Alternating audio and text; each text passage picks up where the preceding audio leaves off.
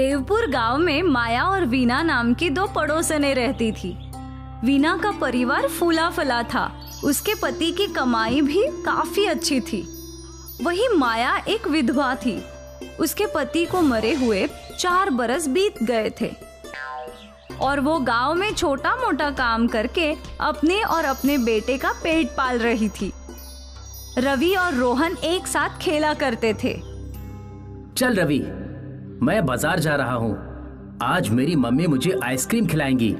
सच में? हाँ, अब मैं जाता हूँ वरना मम्मी डांटेगी। रोहन वहाँ से चला गया, पर रवि के मन में आइसक्रीम खाने का ख्याल घर कर गया।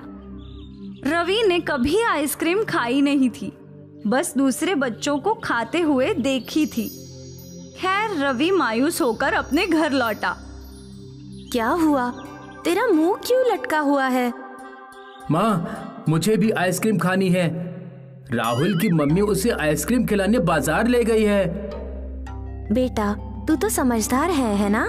हाँ, मैं जानता हूँ माँ कि हमारे पास आइसक्रीम खरीदने के पैसे नहीं हैं। कोई बात नहीं, छोड़िए। आज आपने खाने में क्या बनाया है? तेरी पसंदीदा दाल चावल। तू खा ले, मैं काम पर जाकर आती हूँ। ठीक है माँ। माया का ध्यान रवि के उतरे हुए चेहरे पे था। वो रास्ते भर रवि के बारे में सोचती रही। काश मैं कुछ और पैसे कमा लेती, जिससे मैं रवि को आइसक्रीम खिला सकती। उस बेचारे का कितना मन है। हे भगवान, मेरी मदद कर दीजिए।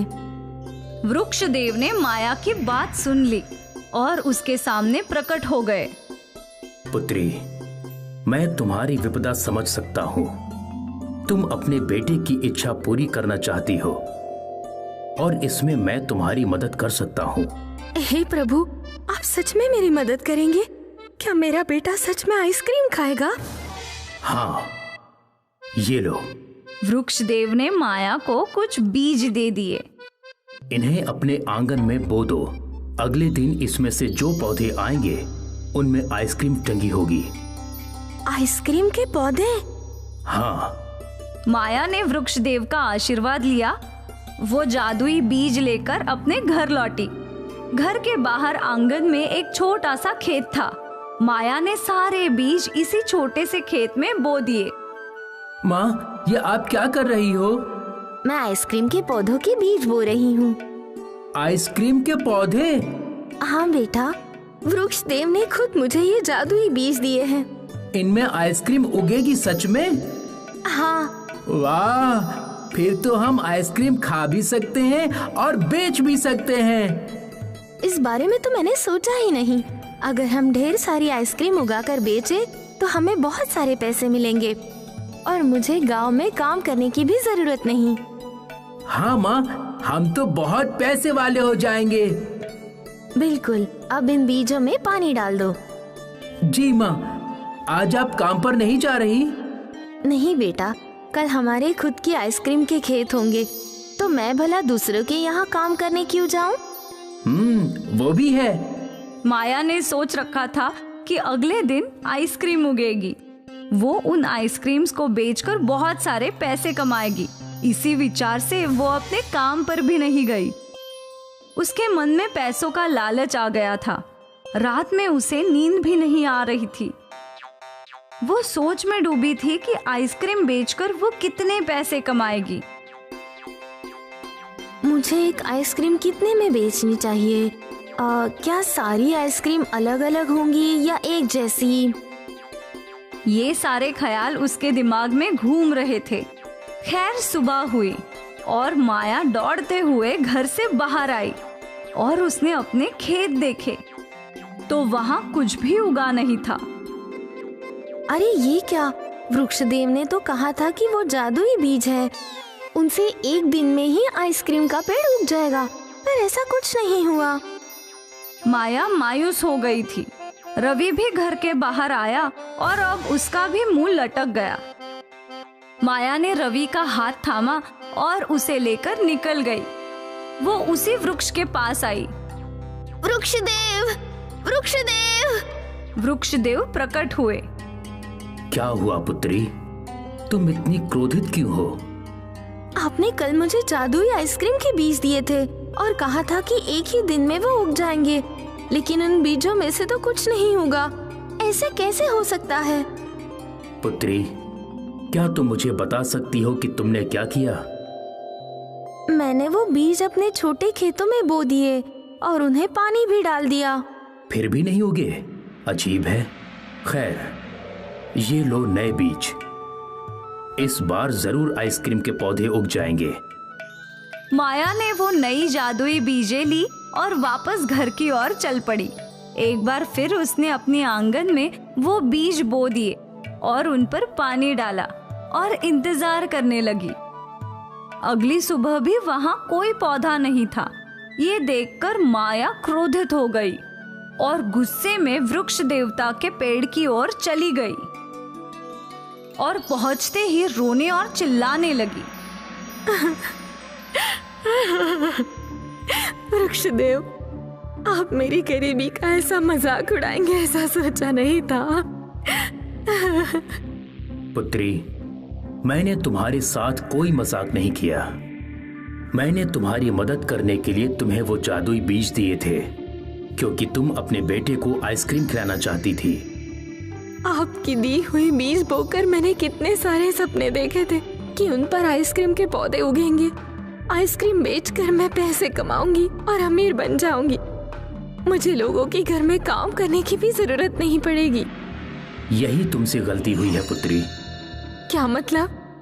मतलब ये कि मैंने तुम्हें वो बीज तुम्हारे बेटे की इच्छा पूरी करने के लिए दिए थे, पर तुम्हारे मन में लालच पनप गया।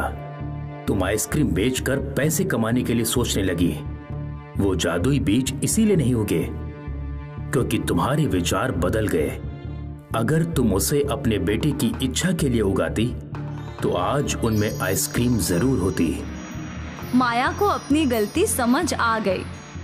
देव ने एक बार फिर उसे जादुई बीज दिए। इस बार बस अपने बेटे की इच्छा पूरी करने का संकल्प लेना। लालच से दूर रहना पुत्री। माया वो बीज लेकर घर लौटी। उसने बीज बो दिए, पर आज उसके दिमाग में कोई भी लालच नहीं था। वो बस अपने बेटे को आइसक्रीम खाते देखना चाहती थी। अगली सुबह रवि घर के बाहर गया तो वो नजारा देखकर हैरान हो गया। माँ, आइसक्रीम उग गई। माया भी उत्सुक होकर घर से बाहर आई और उसने देखा कि एक नहीं कई सारे पौधों पर आइसक्रीम थी और कई गरीब बच्चे उन पौधों को देखकर लाल टपका रहे थे। अरे बच्चों, तुम लोग आइसक्रीम तोड़ सकते हो। गरीब बच्चों ने और रवि ने आइसक्रीम तोड़ ली और खाने लगे। सभी के चेहरे पर संतुष्टि देखकर माया को अपनी गलती समझ आ गई। आइसक्रीम बेचकर तो बस पैसे मिलते, पर ऐसी संतुष्टि नहीं मिलती। धन्यवाद वृक्षदेव, इन आइसक्रीम के पौधों के लिए और मुझे ये सब समझाने के लिए कि पैसे ही सब कुछ नहीं है। आपने मुझे लालची बनने से बचा लिया। माया ने भी एक आइसक्रीम तोड़ ली और दोनों माँ बेटे खुशी खुशी आइसक्रीम खाने लगे और वो लोग मुफ्त में सबको आइसक्रीम बांटने लगे। कड़ी गर्मी के मौसम में ठंडी आइसक्रीम लोगों को अलग ही संतुष्टि दे रही थी। माया वापस अपने काम पर लौट गई। आज वो भले ही गरीब रह गई, पर मन से वो बहुत अमीर हो गई। वो खुशियाँ बांटना सीख गई। रवि एक 5 स्टार होटल में शेफ का काम किया करता था। उसके हाथों में जादू था।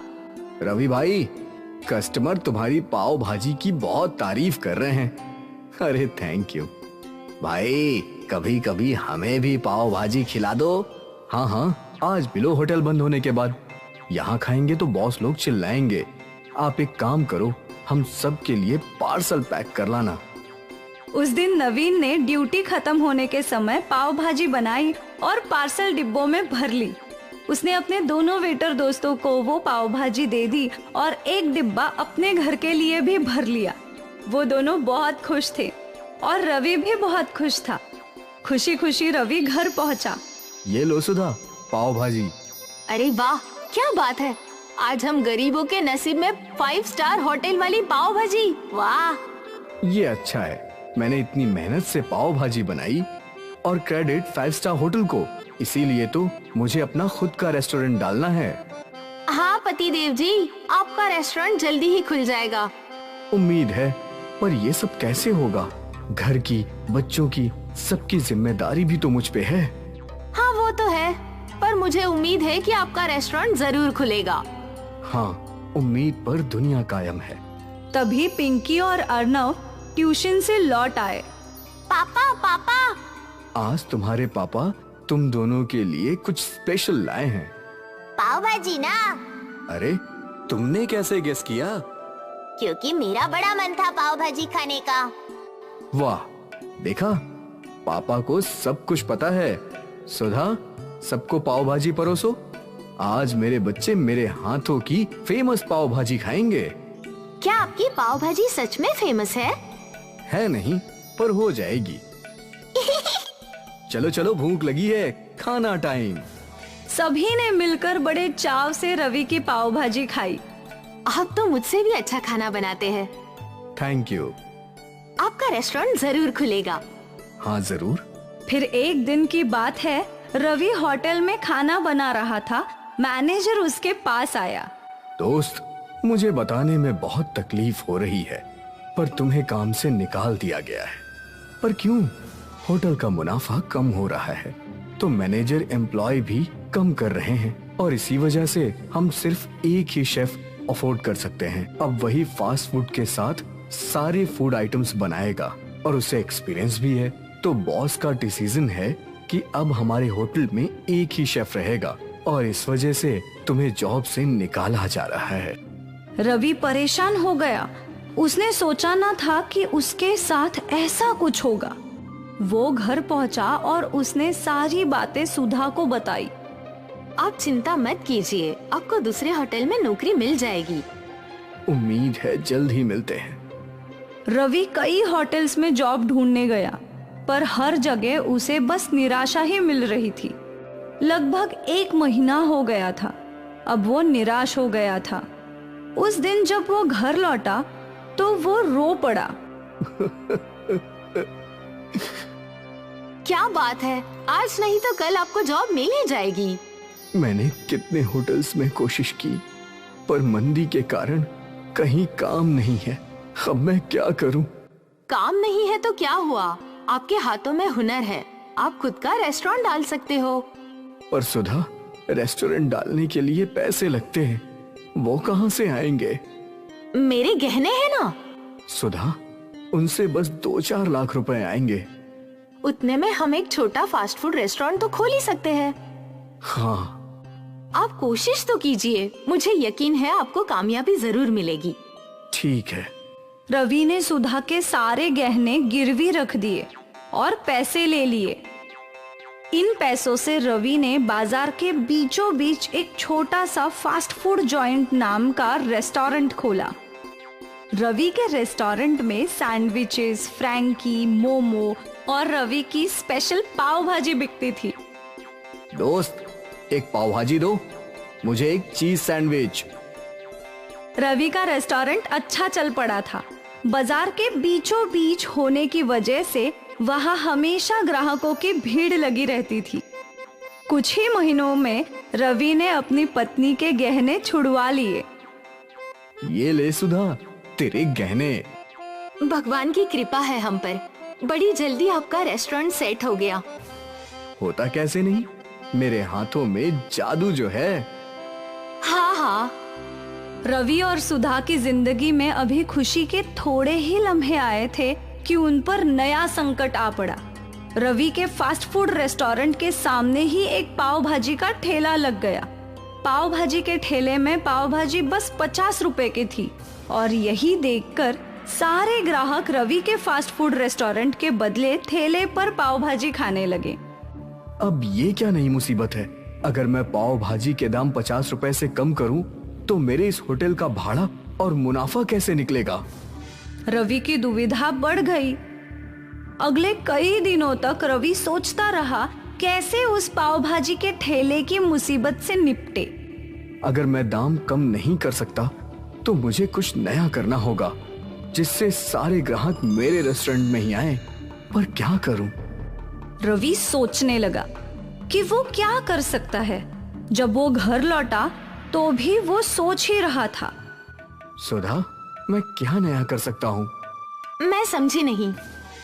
अगर मैं पाव भाजी का दाम 50 रुपए से नीचे करूं तो मुझे मुनाफा नहीं होगा, और अभी तो सारे कस्टमर्स उस ठेले पे ही पाव भाजी खा रहे हैं। तो मैं सोच रहा हूं कि मैं भी कुछ नया करूं, ऐसा कुछ जो किसी ने नहीं सुना हो। सुधा अपने रसोई में मसालों की ओर देखने लगी। आपको याद होगा कि आपके गांव से काला मसाला आया है। अगर आप इस मसाले का इस्तेमाल करके पाव भाजी बनाएंगे तो वो बिल्कुल नई होगी। काली पाव भाजी? हाँ, काली पाव भाजी।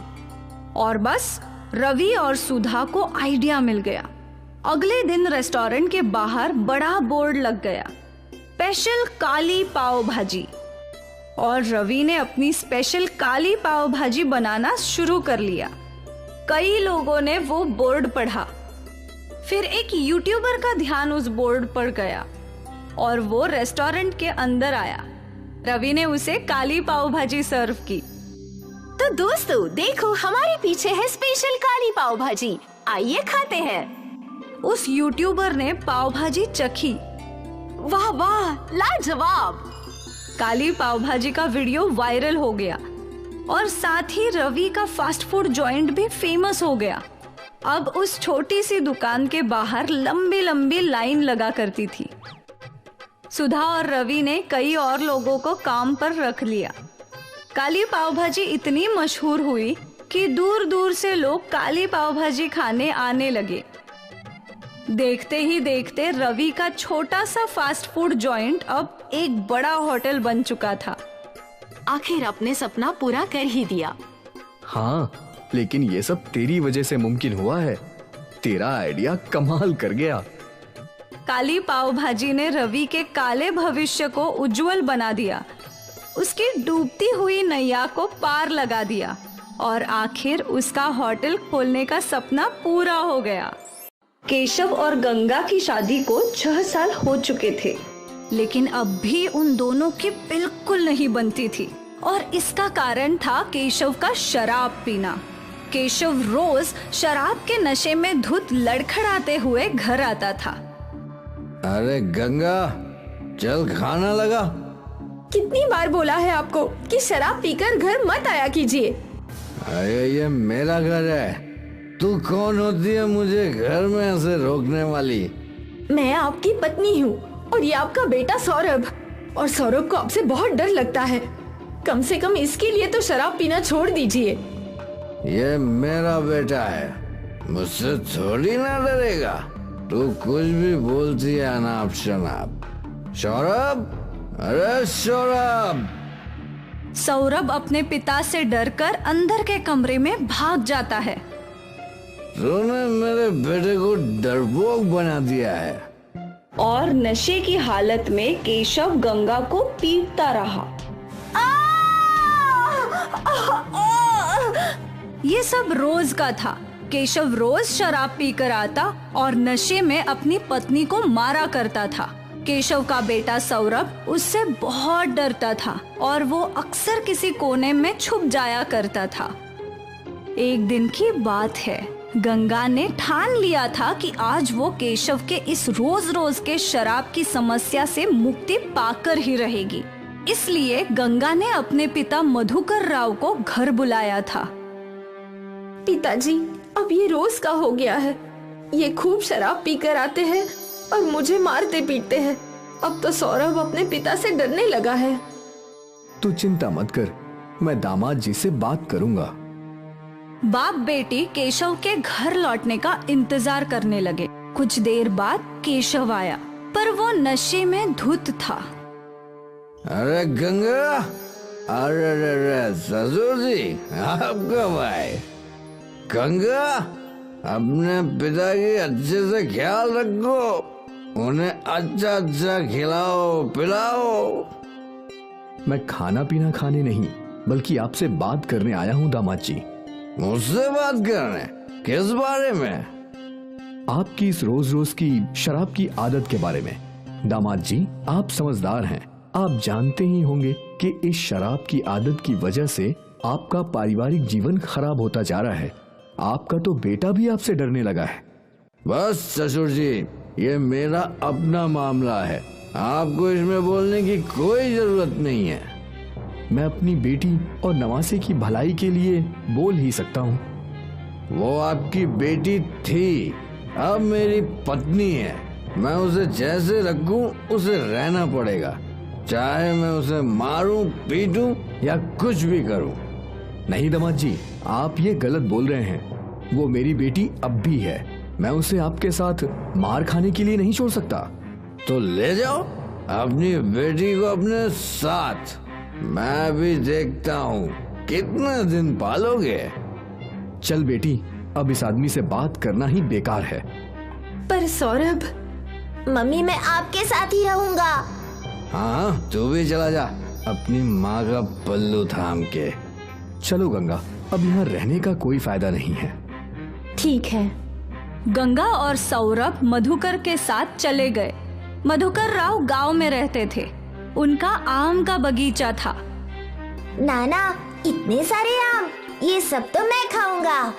हाँ हाँ, खा लेना, ये सब मैंने तेरे लिए ही तो उगाया है मेरे लाडले। सौरभ नाना के घर पहुंचकर बहुत खुश था, पर गंगा परेशान थी। वो खर्चे का सोच रही थी। पिताजी, मैं यहाँ आ तो गई, पर मेरी वजह से आपका खर्च बढ़ जाएगा। इन आमों को बेचकर जैसे तैसे आपका गुजारा हो रहा था, अब हम दोनों का भी बोझ आप पर आ गया। अब सब कैसे होगा? इतना मत सोच गंगा, वो ऊपर वाला है ना, वो कोई ना कोई रास्ता निकालेगा ही। मैं खुश हूँ कि तुझे उस शराबी पति के साथ रहना नहीं पड़ रहा है। भगवान सब ठीक कर देगा। ठीक है। गंगा ने घर का सारा काम संभाल लिया। अब मधुकर राव सारा समय अपने आम के बगीचे में रहते थे, अपने नवासे के साथ बातें करते। नाना जी, वो पेड़ आपने कब लगाया था? वो पेड़ शायद जब तेरी माँ तेरी उम्र की होगी तब। बाप रे, और वो सबसे बड़ा वाला? वो मैंने नहीं लगाया बेटा, वो तो मेरे पिताजी ने लगाया था, मेरे भी जन्म के पहले। मतलब वो आपसे भी बड़ा है? हाँ। तभी गंगा सबके लिए चाय और नाश्ता लेकर आई। अब बस हुआ आप दोनों का, थोड़ा नाश्ता कर लीजिए। अरे गंगा, काफी दिन हो गए तेरे हाथ की वो स्वादिष्ट चटनी खाए हुए। देख, आम भी कच्चे हैं, वो चटनी मिल जाती तो मजा आ जाता। ठीक है पिताजी, आज बनाती हूँ, शाम में ले आऊंगी। अरे वाह। मधुकर और सौरभ चाय के साथ नाश्ता करने लगे। गंगा रसोई लौटी और वो मसालों से चटनी बनाने लगी। कुछ ही देर में उसकी चटनी तैयार हो गई। अब ये तैयार है। गंगा चटनी लेकर बगीचे में लौटी तो वहाँ मधुकर के दो दोस्त भी थे। पिताजी, चटनी बन गई है। अरे वाह, इन दोनों को भी खिलाओ। ठीक है पिताजी। गंगा ने 2 कच्चे आम काटे और उन्हें चटनी लगा दी और सबको परोसा। कच्चे आम का स्वाद लेते ही, अरे वाह, ये तो बहुत अच्छी है, चटाकेदार। मैंने कहा था ना, मेरी गंगा बहुत अच्छी कच्चे आम की चटनी बनाती है। हाँ भाई, अगर ये कच्चे आम की चटनी बनाना शुरू कर दे तो हाथों हाथ सब खत्म हो जाएगी, लोग दीवाने हो जाएंगे। हाँ हाँ बिल्कुल। ये बात सुनकर गंगा सोचने लगी। वैसे भी मैं खर्चे का सोच ही रही थी। अगर कच्चे आम बेचकर मुझे पैसे मिले तो हमारी सारी समस्याएं दूर हो जाएंगी। क्या हुआ गंगा? पिताजी, मैं सोच रही हूँ कि जैसे काका ने कहा, कच्चे आम का व्यापार ही खोल लूं, कम से कम कुछ तो कमाई होगी। वैसे आइडिया बुरा नहीं है, मैं भी तेरा साथ दूंगा। और अगले ही दिन से गंगा ने मार्केट में कच्चे आम का ठेला लगाया। उसके ठेले पर कच्चे आम देखकर, ये कच्चा आम कितने का है? 15 रुपए प्लेट। मुझे 1 प्लेट देना। गंगा ने उस औरत को 1 प्लेट कच्चे आम दिए और 15 रुपए ले लिए। वाह, इतना स्वादिष्ट कच्चा आम मैंने पहले कभी नहीं खाया। इसके बाद कई और ग्राहकों ने गंगा के कच्चे आम की तारीफ की। पहले ही दिन गंगा के कच्चे आम मशहूर होने लगे थे। शाम तक सारे आम खत्म हो चुके थे। गंगा ने ठेला बंद किया और अपनी पहली कमाई देखकर वो बहुत खुश थी। वो खुशी खुशी घर लौटी। कैसा था आज का दिन? बहुत अच्छा पिताजी, लोगों को मेरे कच्चे आम बहुत पसंद आए। कितने सारे लोगों ने मेरी तारीफ की। और तो और ये देखिए आज की कमाई। अरे वाह, मुझे यकीन था तू कर ही लेगी। आज के सारे आम खत्म हो गए पिताजी। मैंने और कच्चे आम तोड़ के रखे हैं, पर अगर ऐसे ही चलता रहा तो हमें कच्चे आम बाहर से खरीदने होंगे। भगवान करे तेरा नया व्यापार खूब फले। धन्यवाद पिताजी। मेरा सौरभ कहाँ है? वो खेल कूद करके थक गया था। मैंने उसे खाना खिलाया और फिर वो सो गया। पिताजी, आप हमारा साथ नहीं देते तो हमारा क्या होता? मेरी गुड़िया, मैं अपनी बेटी का कैसे साथ नहीं दूंगा? तू तो मेरी गुड़िया है, मेरी परी, और तू कभी भी मुझ पर बोझ नहीं बनेगी। गंगा ने अपने पिताजी को गले लगाया और शुरू हो गया आत्मनिर्भरता का अभियान। गंगा रोज कच्चे आम बेचती और उसके पिताजी उसकी मदद करते, सौरभ को संभालते। अब गंगा को अपने शराबी पति की कोई जरूरत नहीं थी। सही कहा था मधुकर राव ने, बेटियां बोझ नहीं होती। संध्या के बाबा की मौत के बाद उसके घर में कमाने वाला कोई नहीं था। माँ, मैं कहीं नौकरी कर लेती हूँ। तू तो पढ़ी लिखी भी नहीं है, तुझे कहाँ नौकरी मिलेगी? माँ, मुझे जो भी काम मिलेगा मैं कर लूंगी, सफाई वगैरह भी। देखते हैं, पहले तू काम तो ढूंढ। मीना काम ढूंढने के लिए बाजार में घूमने लगी।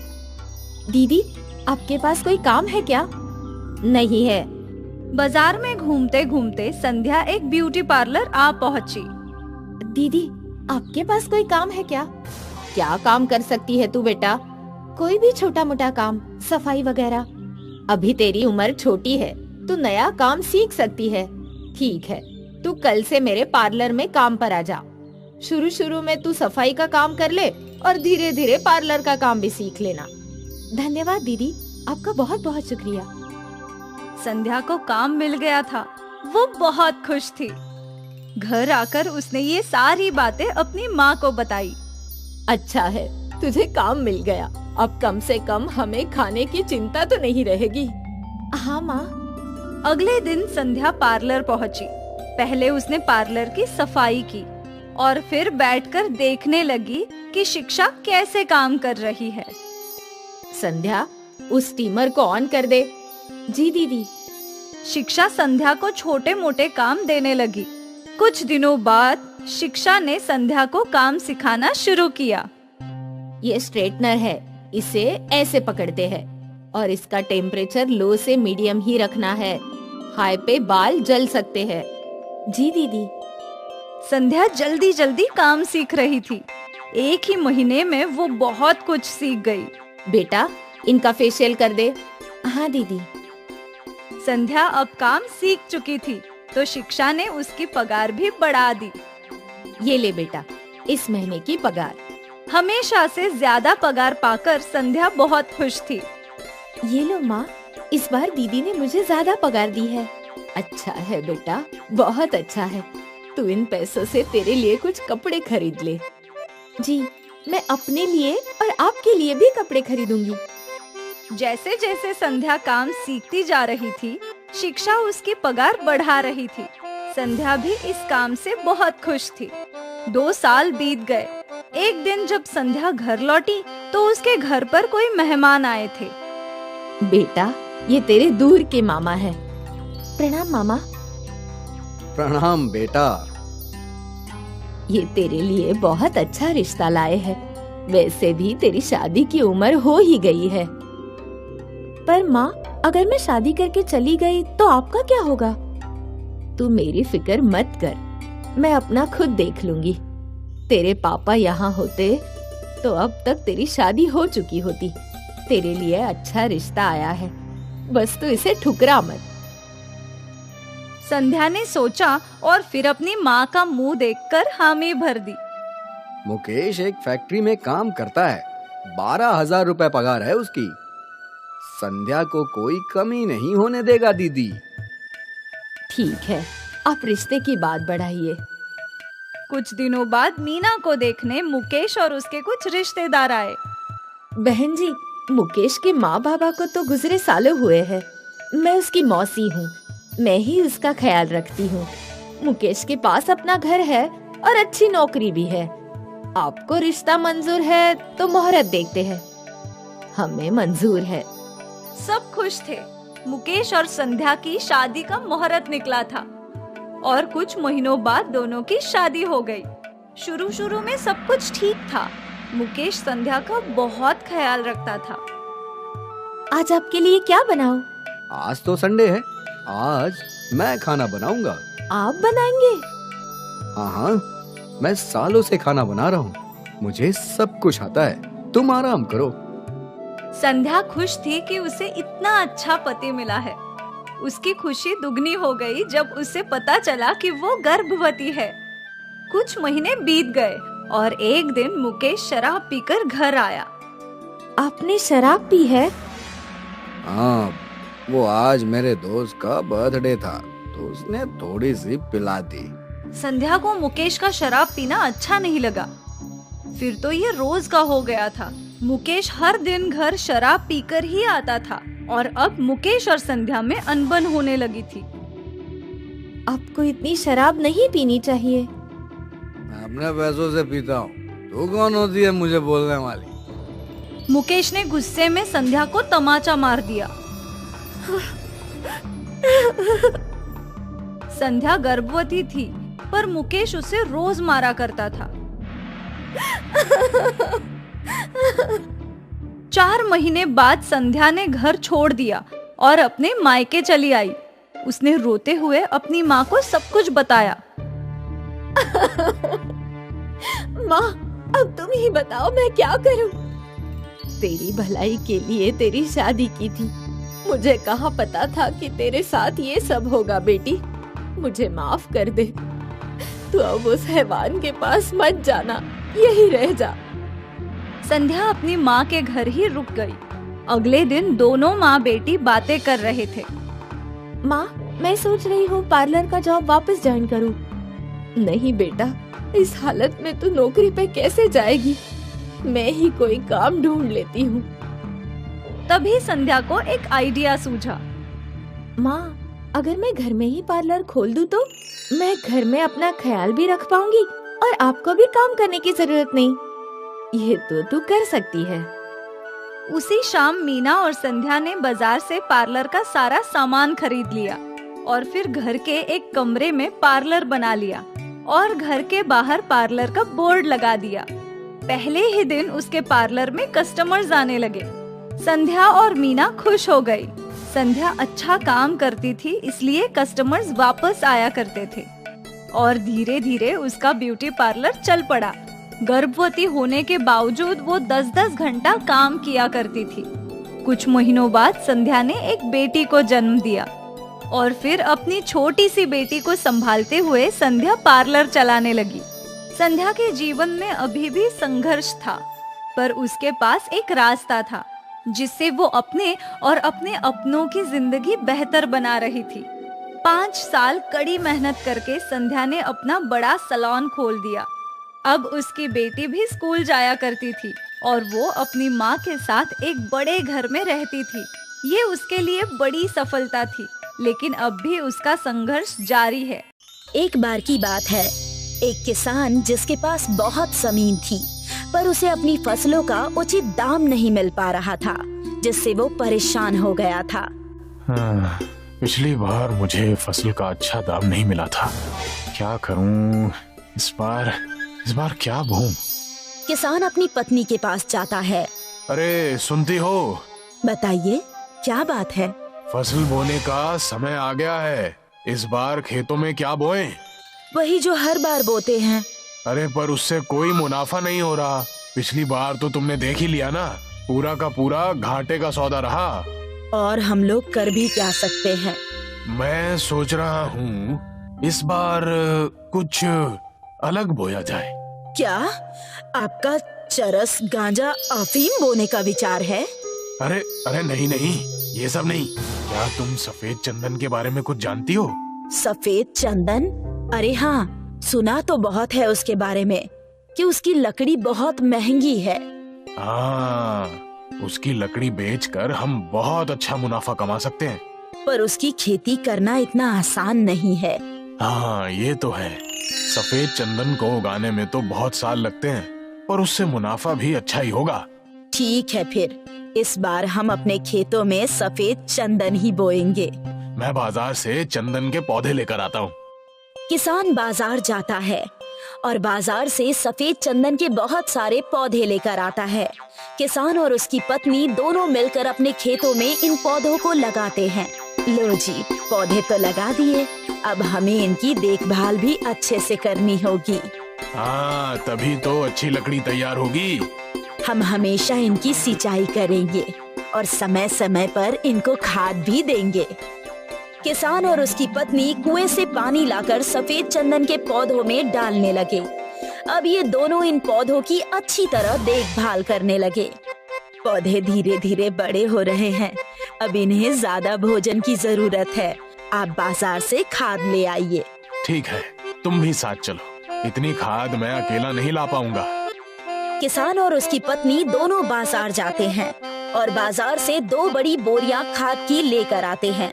दोनों मिलकर पौधों की जड़ों पर छोटे छोटे गड्ढे करते हैं और उनमें खाद डालते हैं। यहाँ तो छोटी छोटी घास उग रही है, हमें इसको हटाना होगा। हाँ, तभी तो पौधे अच्छी तरह से विकसित होंगे। किसान की पत्नी फावड़े से पौधे के आसपास उगी घास को हटा देती है और किसान कुएं से पानी लाकर पौधों की सिंचाई करने लगता है। धीरे धीरे समय बीतने लगता है और सफेद चंदन के पौधे बढ़ने लगते हैं। अरे वाह, हमारी मेहनत रंग ला रही है। देखो पौधे कितने बड़े हो रहे हैं। हाँ, इस बार तो आपने अच्छा दिमाग लगाया। इसमें नुकसान कुछ भी नहीं है, बस थोड़ी मेहनत जरूर है और वो तो हम दोनों मिलकर कर ही लेंगे। हाँ हाँ जरूर, आखिरकार हम हैं तो किसान ही। हम लोग मेहनत नहीं करेंगे तो और कौन करेगा। धीरे धीरे समय के साथ पौधे बड़े होते जा रहे हैं और उन पर ढेर सारी टहनियाँ और पत्ते भी आने लगे हैं। हमें अपने खेतों के चारों तरफ बाड़ करनी चाहिए, नहीं तो जंगली जानवर आकर पौधों की सारी पत्तियां खा लेंगे। हाँ, हम आज काम शुरू कर देते हैं, नहीं तो हमारी सारी मेहनत पर पानी फिर जाएगा। किसान और उसकी पत्नी अपने खेतों के चारों तरफ तार से बाड़ करने लगे। दोनों कड़ी धूप में भी मेहनत कर रहे थे। तुम देखना, एक दिन इस मेहनत का फल हमें बहुत अच्छा मिलेगा। हाँ हाँ जरूर। किसान और उसकी पत्नी ने अपने खेतों के चारों तरफ अच्छी तरह से मजबूत बाड़ कर ली थी, जिससे अब कोई भी जानवर पौधों को नुकसान नहीं पहुंचा सकता था। अब तो बस इंतजार है इनके बड़े होने का। जिस तरह से हम इनकी देखभाल कर रहे हैं, ये पौधे जल्दी ही बड़े हो जाएंगे। धीरे धीरे समय बीतने लगा और अब पौधे भी बढ़ते बढ़ते पेड़ बन गए और अब इनकी लकड़ी काटने के लिए अच्छे से तैयार हो गई। तभी एक दिन एक सपेरा किसान के खेत के पास से गुजर रहा था। उसे चंदन की खुशबू आने लगी। अरे वाह, यहाँ तो चंदन की बहुत अच्छी खुशबू आ रही है। लगता है किसी ने चंदन के पेड़ उगाए हैं। सपेरा आसपास ढूंढने लगता है तो उसे बाड़ के पीछे खेत दिखाई देता है, जिसमें सफेद चंदन के पेड़ काटने के लिए तैयार हैं, जिसे देखकर सपेरे को लालच आ जाता है। ओहो, तो ये बात है। इन पेड़ों की लकड़ियाँ तो मैं बेचूंगा।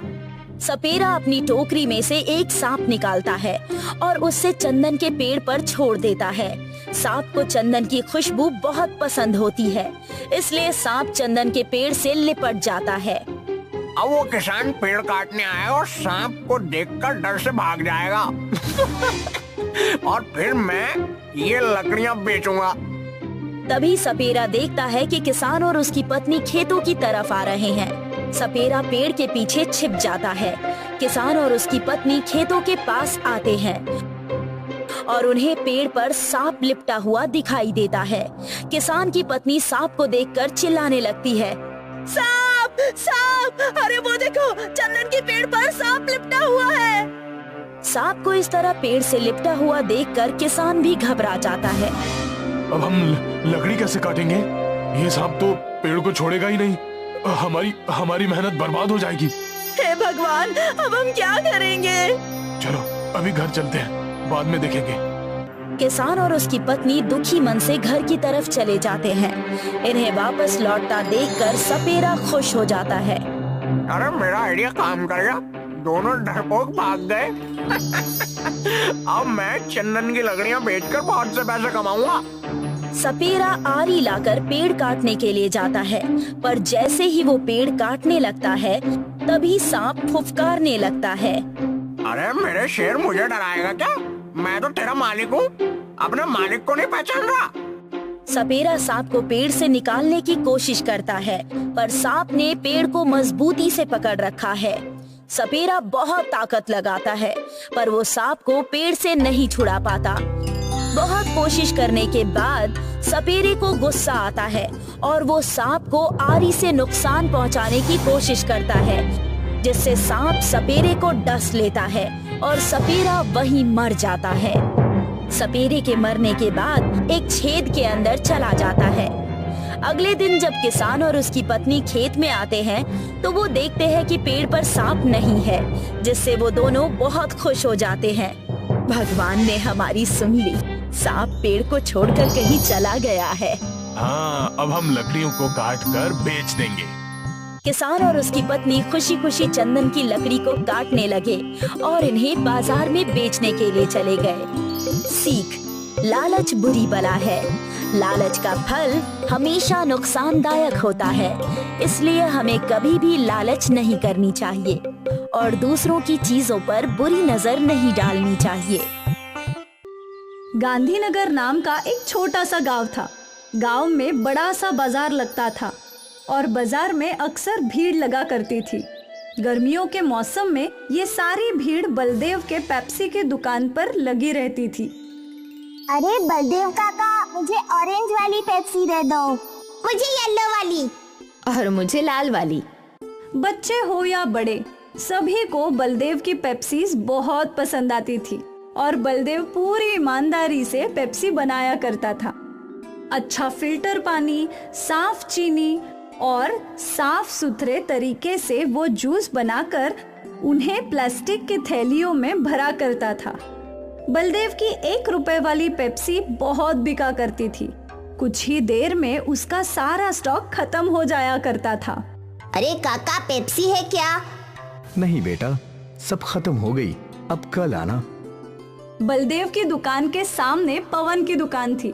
पवन आइसक्रीम बेचता था, पर गर्मियां होने के बावजूद भी उसकी आइसक्रीम्स बिक नहीं रही थी।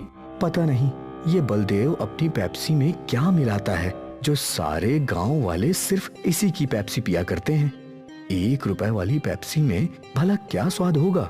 मेरी तो आइसक्रीम तक खराब हो रही है। स्वाद का तो पता नहीं, पर वो आइसक्रीम से सस्ती है, शायद इसीलिए वो ज्यादा बिकती है। हाँ, हो सकता है।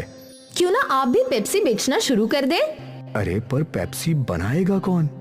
पेप्सी बनाने की जरूरत थोड़ी है, बाजार में बहुत सारी कंपनियां पेप्सी बेचती है, आप भी उनसे खरीद कर बेच सकते हो। सोच लो, बहुत मुनाफा होगा।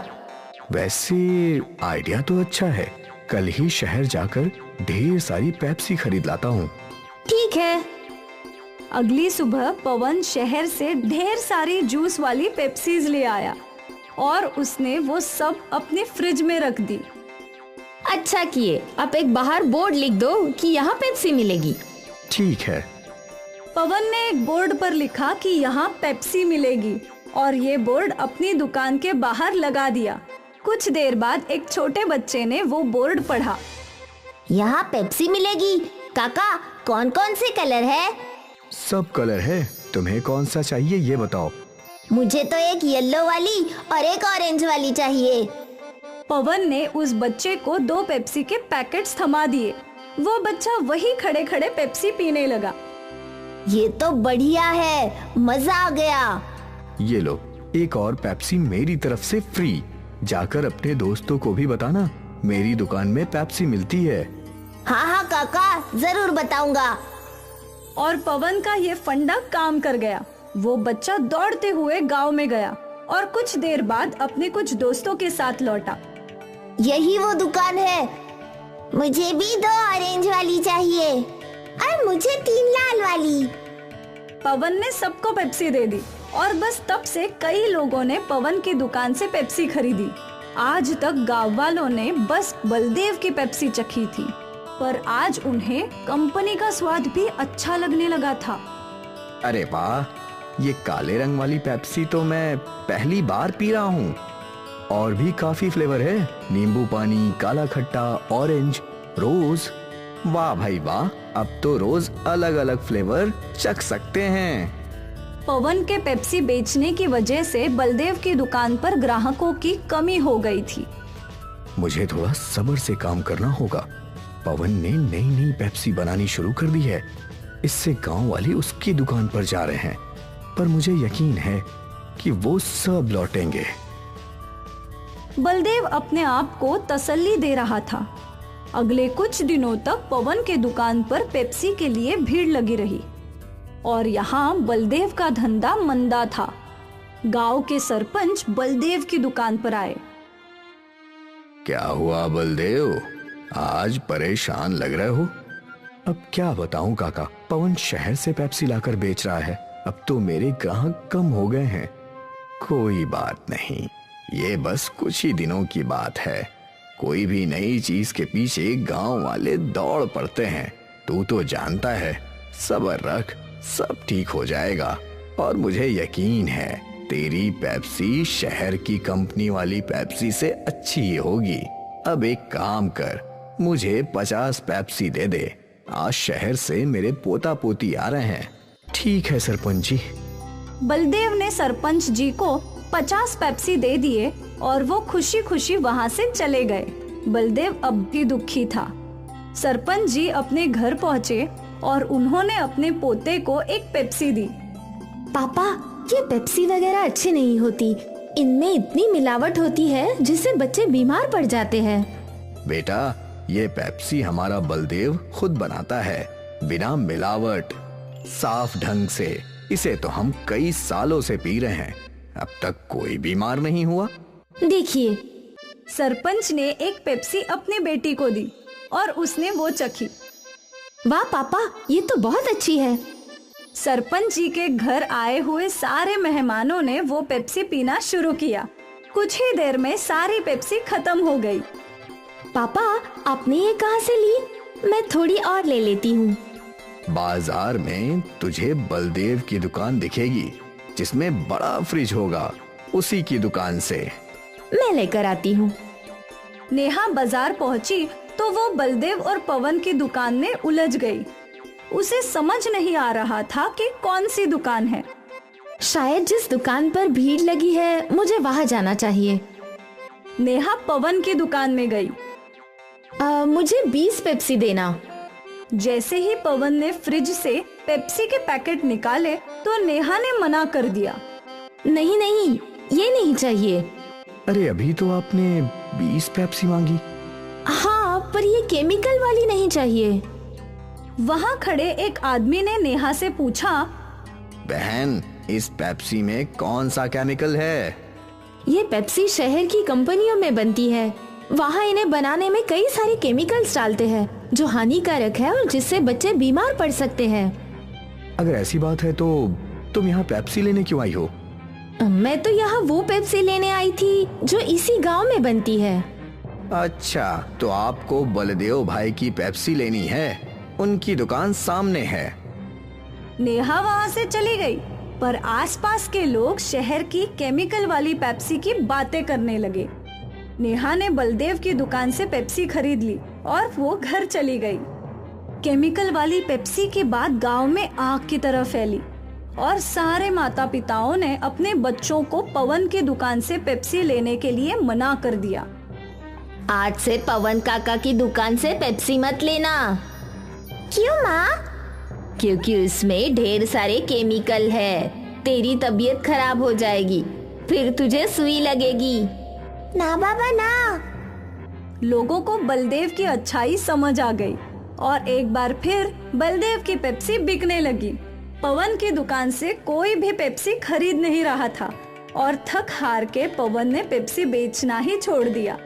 नेहा ने पूरे गांव को बीमार होने से बचा लिया और सब कुछ पहले जैसा हो गया। ये जानकी देवी का घर है। जानकी देवी के 3 बेटे हैं, गिरिराज, रविराज और जयराज। 3 बेटों की माँ को तो ठाठ से रहना चाहिए, पर ऐसा नहीं था। जानकी देवी बहुत परेशान रहती थी और उसका कारण थी जानकी देवी की 3 सरकारी नौकरी करने वाली बहुएं। बड़ी बहू दृष्टि एक कॉलेज प्रोफेसर थी, मंझली बहू रिद्धि पुलिस इंस्पेक्टर और छोटी बहू पीहू वकील थी। तीनों बहुओं को अपनी अपनी सरकारी नौकरी का घमंड था और तीनों हर बात पर झगड़ पड़ती थी। रिद्धि, तुम अपनी पुलिस वाली होने का रुबाब मत दिखाओ। मैं भी एक सरकारी नौकरी करती हूँ और उम्र में तुमसे बड़ी हूँ। तो क्या हुआ? अगर उम्र में आप मुझसे बड़ी है तो क्या आप हमेशा मुझे काम देती रहेंगी? खुद भी तो थोड़ा काम कर लीजिए। अरे भाभी, आज दृष्टि भाभी ने आपको काम बोल दिया तो आप फट से जवाब देने लगी। अब अपना काम रोज मुझे देती है, उसका क्या? मैं भी एक वकील हूँ, आपके खिलाफ केस कर दूंगी। अरे बस करो तुम तीनों, बात बात पर बहस करने लगती हो। और ये क्या है, मैं ये कर दूंगी, मैं वो कर दूंगी। ये घर है, तुम लोगों की स्कूल कचहरी या हवालात नहीं, समझी?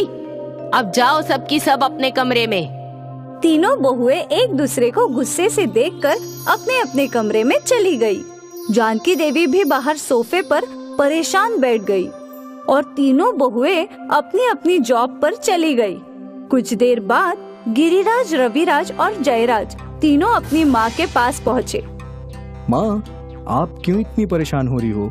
ये सब तो रोज का है, हमें तो आदत हो गई है इन सब की। अब तो हम तीनों ही बाहर एक साथ बैठे रहते हैं, कौन घर आकर इन तीनों की किटकिट सुनेगा? पर बेटा, ऐसा कब तक चलेगा? आग लगे ऐसे सरकारी नौकरियों को, जिससे घर की सुख शांति भंग हो जाए। ऐसे चलता रहा तो एक दिन ये तीनों हमारा घर तोड़ देंगी। ऐसा कुछ नहीं होगा माँ, हम तीनों भाई अभी भी एक हैं और हम इन तीनों की बातों में बिल्कुल नहीं आएंगे। आप भी हमारी तरह इन सबको इग्नोर करना शुरू कर दो माँ। नहीं बेटा, मैं इन सब का अंत करके रहूंगी। हर दिन घर में कलेश हो, ये अच्छी बात नहीं है। घर में सुख और शांति रहनी चाहिए। तो अब हम क्या कर सकते हैं? तुम एक काम करो कि जो भी मैं बहुओं को बोलूं उसमें तुम हामी भरना। पर आप उनसे क्या बोलने वाली हैं माँ? वो तुम मुझ पर छोड़ दो बेटा, मैं उनकी सास हूँ और सास कैसे अपनी बहुओं को सुधारती है ये अब देखते जाओ। मैं जो भी उन्हें बोलूँ तुम लोग बस हाँ बोलना। जी माँ। जानकी देवी ने एक युक्ति निकाल ली थी जिससे ये रोज की अनबन की समस्या हमेशा के लिए हल हो जाएगी। और आज इतने दिनों बाद जानकी देवी के चेहरे पर मुस्कान थी। शाम को जब तीनों बहुएं लौट आई और किचन में काम कर रही थी तो जानकी देवी उनके पास गई। तुम तीनों की तीनों अपना अपना सामान बांध लो। क्यों मम्मी जी? क्योंकि तुम तीनों अपने अपने मैके जा रही हो। हम क्यों अपने मैके जाएंगे? क्योंकि तुम तीनों को अपनी अपनी सरकारी नौकरी पर इतना घमंड है कि तुम तीनों ने उस घमंड में मेरे घर की सुख शांति बर्बाद कर दी है। मेरे तीनों बेटे तुमसे परेशान हैं। तुम तीनों ने बहू होने का कोई फर्ज नहीं निभाया, इसीलिए तुम तीनों अपने मैके जाओ। ऐसे कैसे मम्मी जी? ये तो गलत है।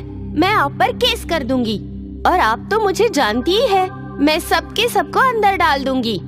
हाँ, मैं सब जानती हूँ। और पीहू बेटा, अपने तलाक का केस तुम खुद ही लड़ोगी क्या?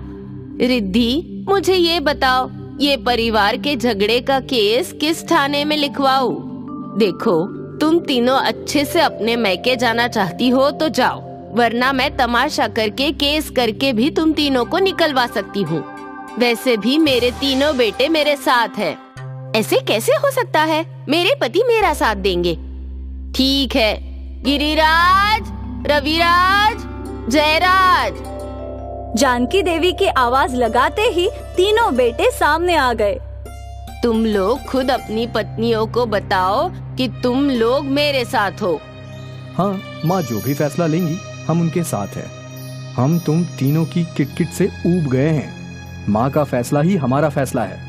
ये सुनते ही तीनों सरकारी बहुओं के चेहरे का रंग उड़ गया।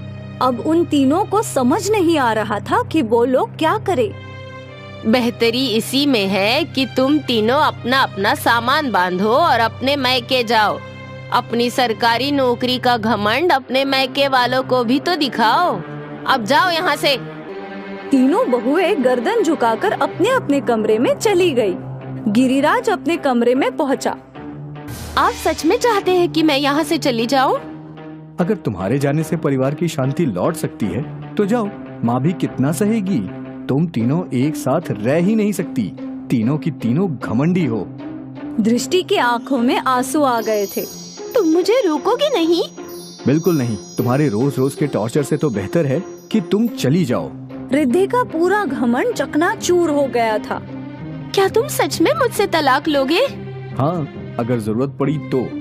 अब पीहू भी परेशान थी। वो ये घर छोड़कर नहीं जाना चाहती थी। जानकी देवी खुशी खुशी सोफे पर बैठी थी और तभी उनकी तीनों बहुएं उनके पास आई। माँ जी, हमें माफ कर दीजिए। हमें इस घर से नहीं जाना है, ना ही इन्हें तलाक देना है। पर तुम तीनों को तो इस घर से ज्यादा अपनी सरकारी नौकरी से प्यार और घमंड है ना? क्यों बड़ी बहू, तुम आज कोई पाठ नहीं पढ़ाओगी? मझली बहू, हमें थाने नहीं ले जाओगी? और तुम छोटी बहू, तुम तो हम पर केस करने वाली थी ना?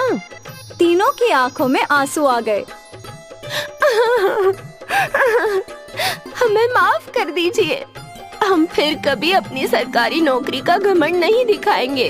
हम सब घर की शांति बनाए रखेंगे। हमें माफ कर दीजिए। जानकी देवी यही चाहती थी। आज उसकी तीनों सरकारी बहुओं की आंखों में पछतावा था। बड़ी बहू, मझली बहू, छोटी बहू, रोना बंद करो। तुम सबको अपनी गलती समझ आ गई, ये बहुत है। परिवार का मतलब एक साथ हंसी खुशी रहना है। पर तुम तीनों अपनी सरकारी नौकरी के घमंड में मेरे इस परिवार को तोड़ने जा रही थी। मैं नहीं चाहती कि तुम तीनों यहाँ से जाओ। मैंने तुम्हें माफ कर दिया। इस परिवार की शांति हमेशा बनाए रखना। आखिर जानकी देवी ने अपनी तीनों सरकारी बहुओं का घमंड तोड़ ही दिया। अंत भला तो सब भला। ये आनंदपुर गांव था। गांव बहुत ही खुशहाल था। सभी लोग बहुत अच्छे थे और अपने अपने कामों में व्यस्त रहते थे। गांव के चौराहे के पास बच्चे खेला करते थे। गांव में हर साल एक उत्सव होता था, जिस उत्सव में बहुत सारी प्रतियोगिताएं होती थी और आज इस प्रतियोगिता का ऐलान होने वाला था। सुनो सुनो सुनो, इस साल गांव के वार्षिक उत्सव में एक नई प्रतियोगिता शामिल की गई है, फैंसी ड्रेस प्रतियोगिता। जो जीतेगा उसे चीफ गेस्ट के हाथों पुरस्कार मिलेगा। और तो और इनाम में 10 बोरी अनाज, 2 बोरी दाल भी है। इसीलिए इस प्रतियोगिता में भाग जरूर लीजिए। फैंसी ड्रेस प्रतियोगिता, वो क्या होती है? इतना भी नहीं पता क्या बुद्धू? ये वो प्रतियोगिता है जिसमें हमें अलग वेश धारण करना होता है। मैं तो राजकुमारी का वेश धारण करूंगी। मैं भी। और तुम मीना, उससे क्या पूछ रही हो? उसके पास तो ढंग के कपड़े भी नहीं है। वो क्या प्रतियोगिता में भाग लेगी? हाँ। मीना ने अपने फटे पुराने कपड़े देखे और उसे शर्मिंदगी महसूस हुई। पर तभी मीना ने इनाम के बारे में सोचा। अगर मैं प्रतियोगिता जीत गई तो हमारे घर में कई महीनों का अनाज हो जाएगा। लेकिन मेरे पास तो कोई अच्छा कपड़ा नहीं है। माँ से पूछती हूँ। मीना दौड़ते हुए घर गई। उसकी माँ अनुराधा एक विधवा थी। अनुराधा को सिलाई का काम आता था, इसलिए वो दर्जी का काम करके अपना और अपनी बेटी का पेट पाल रही थी। उनकी आर्थिक स्थिति बहुत ही खराब थी। माँ, मुझे फैंसी ड्रेस कंपटीशन में हिस्सा लेना है। अब ये क्या नया? तू तो हमारी परिस्थिति जानती है ना मीना? हाँ माँ, पर इनाम 10 बोरी अनाज और 2 बोरी दाल है। यही सुनकर मैंने सोचा कि अगर मैं जीत गई तो कई महीनों का अनाज हमारे पास होगा। और तो और आपको तो कपड़े भी सिलने आते हैं। कपड़े सिलने आते तो हैं बेटा, पर सिलने के लिए हमारे पास कपड़े कहाँ हैं। मेरे पास तो बस सफेद साड़ियाँ हैं। अगर उससे तुम्हारे लिए कुछ सिलना हो तो बता दो। मीना सोचने लगी कि सफेद साड़ियों का वो क्या फैंसी ड्रेस बनवा सकती है। तभी उसे एक आइडिया आया। माँ, मैं परी बन सकती हूँ। परियां तो सफेद ड्रेस ही पहनती है ना? हाँ, पर परियों के ड्रेस पर बहुत सारी सजावट की होती है, जैसे मोती, फूल, चमकी। वो सब हम कहाँ से लाएंगे? आप ड्रेस बनाना शुरू तो कीजिए, मैं कुछ न कुछ ढूंढ लूंगी। ठीक है। अगले दिन मीना खेलते खेलते जंगल चली गई। वो अक्सर जंगल जाया करती थी।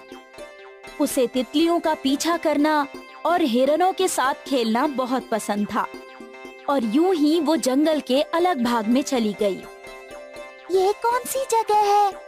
मैं पहले कभी यहाँ नहीं आई। उस जगह बहुत सारे रंग बिरंगे फूल थे और बीच में एक बड़ा सा पेड़ भी था। वाह, ये कितने खूबसूरत है। काश मैं इन्हें अपने ड्रेस पर लगा पाती। तभी अचानक वो पेड़ बोलने लगा। बिल्कुल लगा सकती हो। ये कौन बोला? अरे यहाँ मैं। मीना को अपनी आंखों पर यकीन नहीं था। वो पेड़ बोल रहा था और उसकी आंखें भी थी। ये कैसे हो सकता है? हो सकता है क्योंकि तुम जादुई जंगल में हो। मीना, मैं जानता हूँ कि तुम्हें फैंसी ड्रेस में परी बनना है और इनाम जीतकर अपनी माँ की मदद करनी है। तुम बोल सकते हो? मतलब तुम आम पेड़ नहीं हो, जादुई पेड़ हो। तो क्या तुम अपने जादू से परी का ड्रेस दे सकते हो?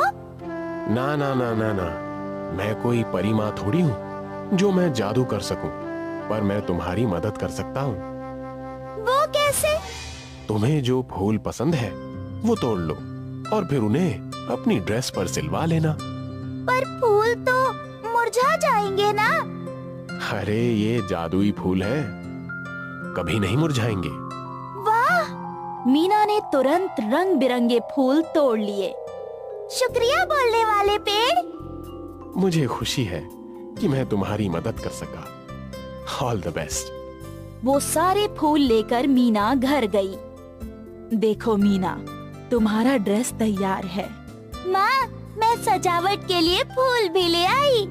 फूलों से सजावट? ये तो मुरझा जाएंगे। नहीं माँ, ये जादुई फूल है, इन्हें कुछ नहीं होगा। मीना ने एक फूल व्हाइट ड्रेस के ऊपर रखा और वो फूल व्हाइट ड्रेस पर चिपक गया। इसी तरह बाकी सारे फूल भी ड्रेस पर चिपक गए। रंग बिरंगे फूलों से वो ड्रेस बहुत ही खूबसूरत दिख रहा था। वाह, ये तो बहुत खूबसूरत है। माँ, पर परी की छड़ी और पर कहाँ है? अनुराधा ने अलमारी खोली और वहाँ से उसने पर और छड़ी निकाली जो उसने पहले ही बना कर रखी थी। शाम को गांव के मैदान में स्टेज लगा था। गांव के सारे बच्चे अलग अलग वेश में थे। कोई राजकुमारी, कोई जादूगर, कोई पंडित तो कोई डॉक्टर। राधा और प्रिया झगड़ा कर रहे थे। तभी मीना अपना सुंदर सा ड्रेस पहनकर वहां पहुंची। उसे देखकर सभी लोग हैरान रह गए। प्रतियोगिता शुरू हुई। सभी बच्चे स्टेज पर आकर चलने लगे और जजेस उन्हें नंबर्स देने लगे। उन्होंने मीना को धक्का मारकर उसे गिराना चाहा। वो गिरने ही वाली थी कि अचानक वो हवा में अटक गई और सबके सामने असली परी आ गई। परी ने अपने जादू से मीना को हवा में उड़ाया। तुम अच्छी हो मीना, और अच्छे लोगों के साथ हमेशा अच्छा ही होना चाहिए। मीना को सही सलामत नीचे रखकर परी ने उस पर जादुई छड़ी घुमाई, जिससे मीना के ड्रेस पर लगे सारे फूल चमकने लगे। दर्शक ये देखकर हैरान थे। मीना के ड्रेस से रोशनी दूर दूर तक चमक रही थी। अब मैं चलती हूँ। परी जादू करके चली गई। और फिर जजेस ने मीना को फर्स्ट प्राइज दिया और साथ ही सारा इनाम भी। मीना गरीब होते हुए भी फैंसी ड्रेस प्रतियोगिता जीत गई और साथ ही उसने अपनी माँ की मदद भी की। वेंकटेश के नारियल के बाग थे। वो नारियल के पेड़ों पर चढ़कर नारियल तोड़ता था और फिर इन नारियलों को व्यापारी को बेचकर पैसे कमाता था। वेंकटेश और शुभलक्ष्मी दोनों अपने बेटे मुर्गन को पढ़ा लिखा कर बड़ा ऑफिसर बनाना चाहते थे। शुभलक्ष्मी, मेरा बेटा मुर्गन एक दिन बहुत बड़ा आदमी बनेगा। हाँ बनेगा ही, आप इतनी मेहनत जो कर रहे हैं। मेहनत तो करनी ही पड़ेगी ना। मुर्गन को मेरी तरह नारियल वाला थोड़ी ना बनाना है। तभी मुर्गन वहाँ आ गया। अप्पा, मैं बहुत बड़ा आदमी बनूंगा एक दिन और आपको गाड़ी में घुमाऊंगा, गाड़ी में।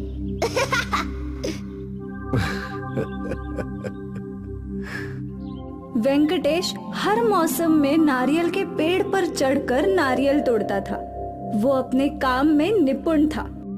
बारिश का मौसम शुरू हो चुका था और लगातार 2 दिनों से बारिश रुक ही नहीं रही थी। भगवान करे ये बारिश जल्द ही रुक जाए। हाँ, लेकिन आज तुम पेड़ पर मत चढ़ना, पेड़ गीले होंगे। अरे मेरी शुभलक्ष्मी, मैं पहले भी गीले पेड़ों पर चढ़ चुका हूँ।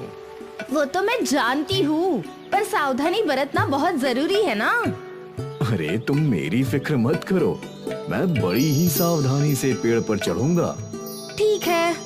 कुछ घंटों में बारिश रुक गई और धीरे धीरे पेड़ सूखने लगे। वेंकटेश घर से निकल रहा था नारियल तोड़ने के लिए। अप्पा, मैं भी आज आपके साथ आऊंगा। मुझे भी पेड़ पर चढ़ना सीखना है। अरे पर अभी नारियल के पेड़ गिरे होंगे। अगर आप गीले पेड़ों पर चढ़ सकते हो तो मैं भी चढ़ सकता हूँ। ठीक है, चल आज तुझे भी चढ़ना सिखा ही दूंगा। संभल कर चढ़ना, मेरे बेटे के हाथ पांव तुड़वा मत देना। हाँ। वेंकटेश और मुर्गन अपने नारियल के बाग में पहुँचे।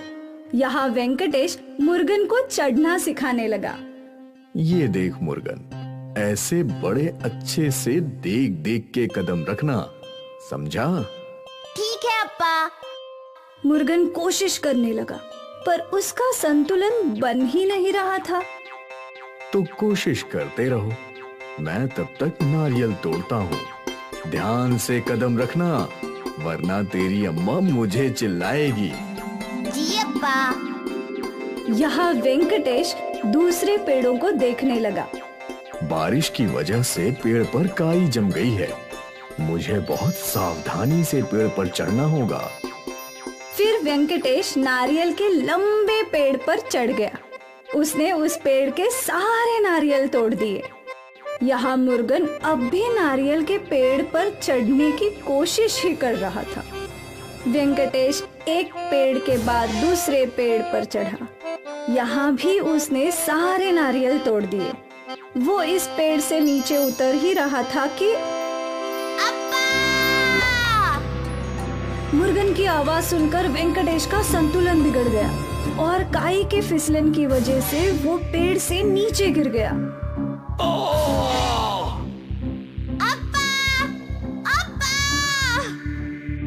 मुर्गन अपने अप्पा के पास पहुंचा तो वेंकटेश के सर से खून बह रहा था। मुर्गन ने तुरंत कुछ गांव वालों को आवाज लगाई। सब दौड़ते चले आए और वेंकटेश को हॉस्पिटल में एडमिट करवा दिया। यहाँ कुछ घंटों तक वेंकटेश का ऑपरेशन चला। शुभलक्ष्मी और मुर्गन दोनों के आंसू रुक ही नहीं रहे थे। जब ऑपरेशन खत्म हुआ और डॉक्टर बाहर आए, वो ठीक है ना? वो जिंदा तो है, पर उनके रीढ़ की हड्डी बुरी तरह से दब चुकी है। लगता नहीं है कि वो फिर कभी सीधा भी बैठ पाएंगे। शायद उन्हें जिंदगी भर सिर्फ बिस्तर पे ही लेटना पड़े। डॉक्टर की बात सुनकर शुभलक्ष्मी और मुर्गन दोनों फूट फूट कर रोने लगे।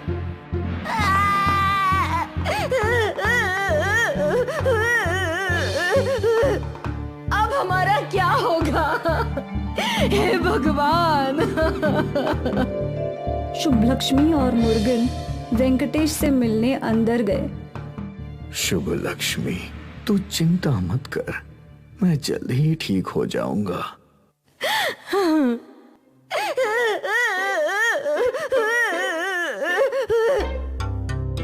मुर्गन रोते हुए बाहर चला गया। इससे क्या हुआ? क्या बात है शुभ लक्ष्मी? डॉक्टर ने बोला कि आप कभी बैठ नहीं पाओगे। आपकी रीढ़ की हड्डी बुरी तरह से दब गई है। क्या? अब वेंकटेश भी डर गया।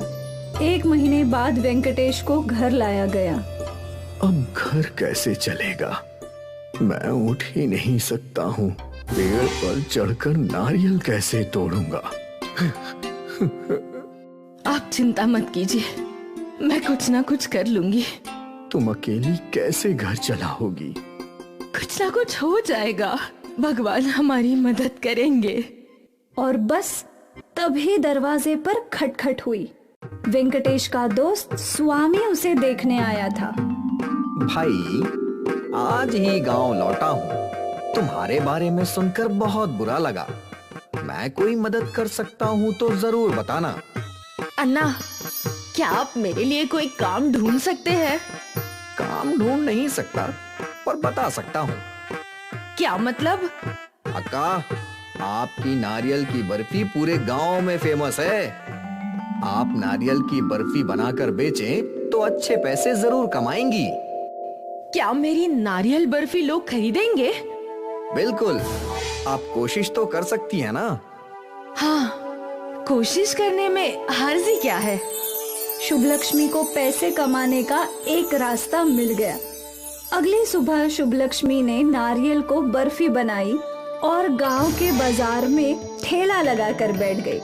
कई गांव वाले शुभ लक्ष्मी को देख रहे थे, पर किसी ने उसकी बर्फी नहीं खरीदी। तभी वहां स्वामी पहुंचा। अक्का, मुझे आधा किलो नारियल की बर्फी दे दो। जी अन्ना। शुभ लक्ष्मी ने स्वामी को आधा किलो नारियल की बर्फी दी और पैसे ले लिए। अरे काका, काकी, दादी, यहाँ आओ। ये बर्फी इतनी स्वादिष्ट है ना, जरा चक्कर तो देखो। आओ आओ आओ। स्वामी के बुलाते ही काफी लोग वहाँ जम गए। सभी ने बर्फी का एक एक टुकड़ा चखा। ये तो बहुत ही स्वादिष्ट है। शुभ लक्ष्मी, मेरे लिए 1 किलो बांध दे। हाँ, सच में ऐसी नारियल की बर्फी जिंदगी में नहीं खाई मैं। अक्का, मेरे लिए 1 किलो बर्फी दे दो। आज सारे परिवार को नारियल की बर्फी खिलाऊंगा। जितने लोगों ने बर्फी चखी, सभी ने शुभ लक्ष्मी से नारियल की बर्फी खरीद ली और कुछ ही समय में शुभ लक्ष्मी की सारी नारियल की बर्फी खत्म हो गई। देखा अक्का, सारी नारियल की बर्फी खत्म हो गई ना। थैंक यू अन्ना। अगर आप बर्फी नहीं खरीदते तो कोई नहीं खरीदता। ऐसा नहीं है अक्का, कोई ना कोई जरूर खरीदता। आपकी नारियल की बर्फी बहुत अच्छी होती है, बस लोगों को चखाने की जरूरत थी। आपकी ये सीख मैं हमेशा याद रखूंगी। Thank you. उस दिन से शुभ लक्ष्मी रोज नारियल की बर्फी बनाती और गांव के बाजार में बेचा करती। नारियल की बर्फी से उसकी अच्छी कमाई होने लगी। कल आपको स्पेशलिस्ट के पास ले जाना है। पर बहुत पैसा लगेगा ना। आप पैसे की चिंता मत कीजिए, मैंने बहुत सारे पैसे जमा लिए हैं और हमारे नारियल की बर्फी का व्यापार भी बहुत अच्छा चल रहा है। अब बस आप जल्दी से जल्दी ठीक हो जाइए। भगवान की मर्जी रही तो वो भी हो जाएगा। अगले दिन वेंकटेश को स्पेशलिस्ट के पास ले जाया गया। स्पेशलिस्ट ने वेंकटेश के कुछ स्कैन्स किए। ये ठीक हो सकते हैं, एक सर्जरी करनी होगी। सर्जरी में खर्च ज्यादा होगा। कितना खर्चा होगा डॉक्टर? यही 2 लाख के आसपास। ठीक है सर, मैं पैसे जमा करवा देती हूँ। आप ऑपरेशन की तैयारी कीजिए। ठीक है। शुभ लक्ष्मी ने उसी दिन हॉस्पिटल में 2 लाख रुपए जमा कर दिए और ऑपरेशन की तैयारियां शुरू हो गई। अगली सुबह स्पेशलिस्ट डॉक्टर ने वेंकटेश का ऑपरेशन किया।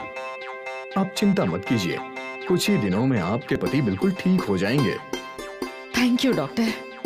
काफी दिनों बाद आज इस परिवार की जिंदगी में खुशियां आ गई। इसीलिए मुर्गन और शुभलक्ष्मी खुशी के आंसू रोक ही नहीं पाए। आज इतने दिनों बाद वेंकटेश उठकर बैठा था।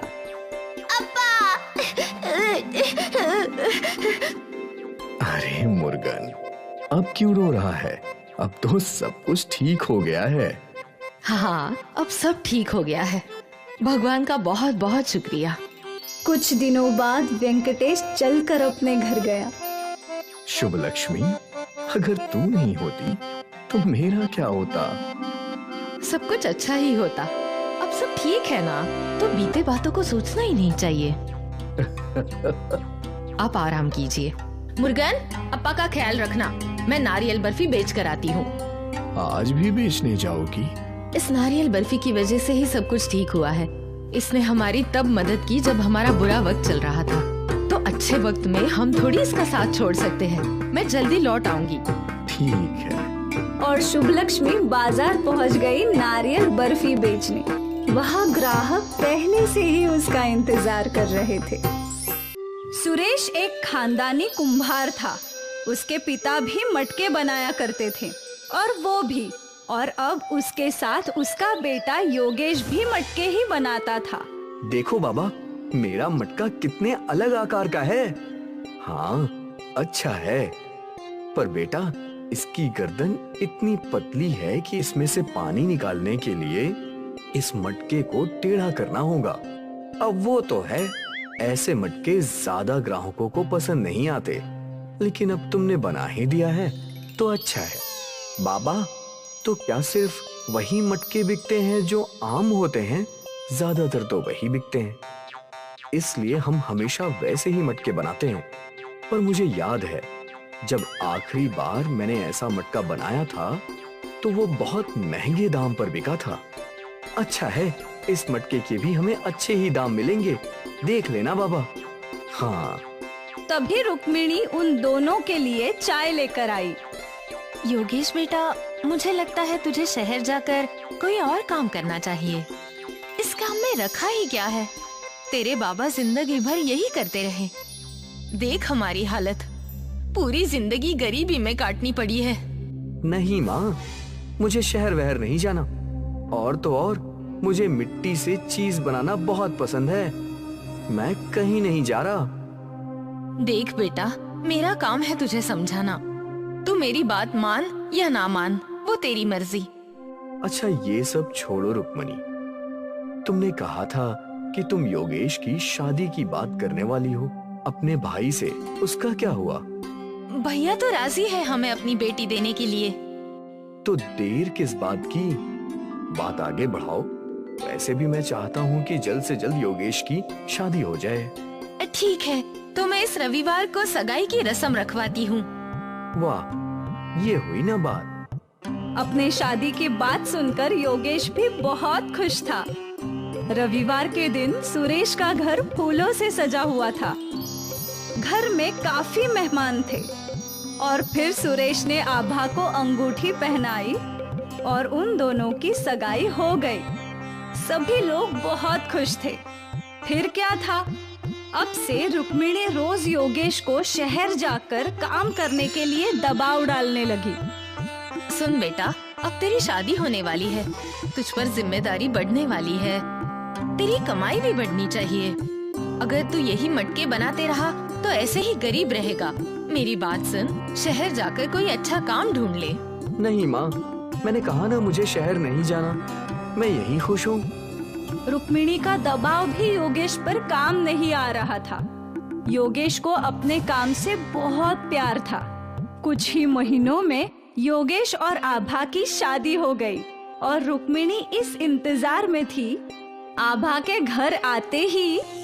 बेटा, मैं तुम पर एक बहुत बड़ी जिम्मेदारी डाल रही हूँ। मेरा बेटा मेरी बात नहीं सुनता। उसके अच्छे भविष्य के लिए मैं चाहती हूँ कि वो शहर जाकर कोई काम करे, पर वो है कि वो यही रहना चाहता है। अब तुम ही उसे मना सकती हो।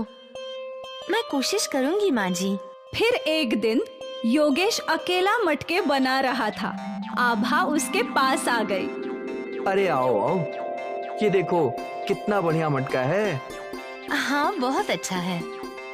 क्या बात है, तुम्हें कुछ कहना है? मैं सोच रही थी कि कब तक आप ऐसे मटके बनाओगे। क्यों ना हम शहर जाकर कोई काम ढूंढे। नहीं आभा, मैं जानता हूँ कि ये सब मेरी माँ ने तुम्हें बोला होगा, पर मेरी बात अच्छे से समझ लो। मुझे मिट्टी का बर्तन बनाने का बहुत शौक है। मैं जिंदगी भर यही काम करना चाहता हूँ। मन मारकर अगर मैं शहर चला भी जाऊँ तो भी मैं खुश नहीं रहूँगा। योगेश की बातें सुनकर आभा स्तब्ध रह गई।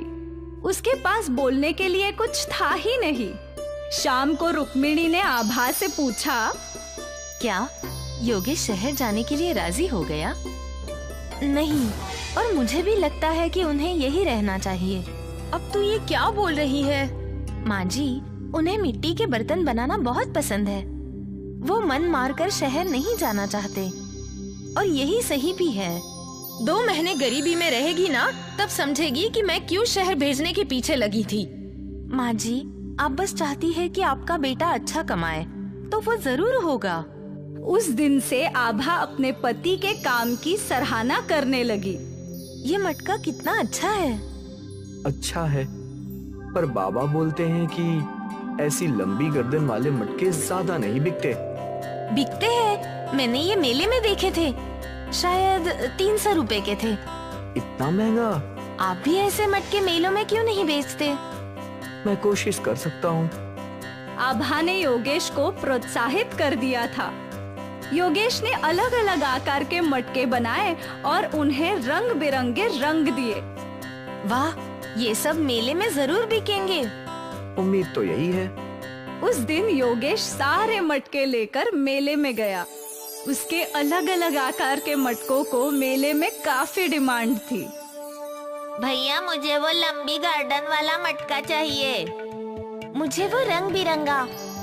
एक ही दिन में योगेश के सारे मटके बिक गए और उसकी आमदनी अच्छी खासी हो गई। योगेश घर आया और सारे पैसे अपने बाबा के हाथ में रख दिए। ये देखो बाबा, आज की कमाई। अरे ये तो बहुत ज्यादा है। मेले में बेचने का आइडिया आपकी बहू का था। जुग जुग जियो बहू, और हमेशा अपने पति का साथ देना। वरना कुछ औरतें होती हैं जो पति को सिर्फ शहर भेजना चाहती हैं। पास खड़ी रुक्मिणी सब सुन रही थी। आभा और योगेश बहुत खुश थे। उस रात योगेश को एक नया आइडिया आया। आभा, कोई मिट्टी का फ्रिज खरीदेगा क्या? मिट्टी का फ्रिज? मतलब मिट्टी की ऐसी अलमारी जिसमें सब्जियां, फल सब ताजे के ताजे रहें, जो बिना बिजली के चले। क्या आप ऐसा कुछ बना सकते हैं? हाँ। तो फिर देर किस बात की? ये आइडिया तो सुपर हिट हो जाएगा। मैं कल ही मिट्टी का फ्रिज बनाता हूँ। अगली सुबह ही योगेश ने मिट्टी का फ्रिज बनाना शुरू किया। अरे ये क्या बना रहा है? बाबा, ये मिट्टी का फ्रिज है। इसमें सब्जी, फल सब ताजे रहेंगे, वो भी बिना बिजली के। वाह, सुना था पहले के लोग जमीन में गाड़ के सब्जियां, फल ताजे रखते थे। सोचा नहीं था कि मिट्टी से ऐसा कुछ बन सकता है। हाँ, मैंने बहुत पहले सोचा था, पर कल की कमाई देखकर लग रहा है कि इस मिट्टी की फ्रिज को भी लोग खरीदेंगे। हाँ बिल्कुल, मैं भी तेरी मदद करता हूँ। फिर बाप बेटे ने मिलकर कई मिट्टी के फ्रिज बनाए। अगली सुबह दोनों उन मिट्टी के फ्रिज को मेले में ले गए। अरे भैया, वो क्या है? अलमारी जैसा। वो मिट्टी की फ्रिज है।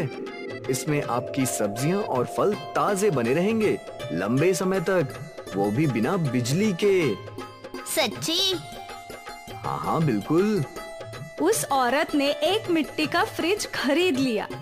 एक पत्रकार ने मिट्टी के फ्रिज की तस्वीर खींची और फिर देखते ही देखते कई और ग्राहकों ने मिट्टी के फ्रिज खरीदे और सारे फ्रिज बिक गए। आज पहली बार सुरेश ने इतनी कमाई एक साथ देखी थी। वो लोग खुशी खुशी घर गए। देखो भाग्यवान, आज तुम्हारे बेटे की कितनी कमाई हुई है। बाप रे, ये तो कुछ भी नहीं है, अब तो पैसों की बारिश होगी। इसका मिट्टी का फ्रिज का आइडिया कमाल का है। लोगों ने हमें एडवांस दिया है मिट्टी की फ्रिज बनाने के लिए। वाह योगेश, माफ करना बेटा, मैं ही गलत थी। मुझे लगता था कि इस काम में तू कभी खुश नहीं रहेगा, इसीलिए हमेशा तुझ पर शहर जाने का दबाव डालती थी। फिर रुक्मिणी आभा के पास गई। बेटा, ये सब जो हो रहा है वो तेरी वजह से है। तेरे प्रोत्साहन की वजह से आज योगेश ने ये सफलता हासिल की है। काश तेरी तरह मैंने भी इनका साथ दिया होता तो अब तक हमारे हालात बदल चुके होते। मम्मी जी, आप ऐसी बातें मत कीजिए, अब सब कुछ ठीक हो गया है। अभी तो हमारे खुशियों के दिन आए हैं और आप पिछली बातों को याद कर रही हैं। जाने दीजिए, अब से सब सही होगा। सही नहीं, सब अच्छा होगा, बहुत अच्छा। मिट्टी का फ्रिज खरीदने के लिए सुरेश के घर के बाहर लाइन लगने लगी।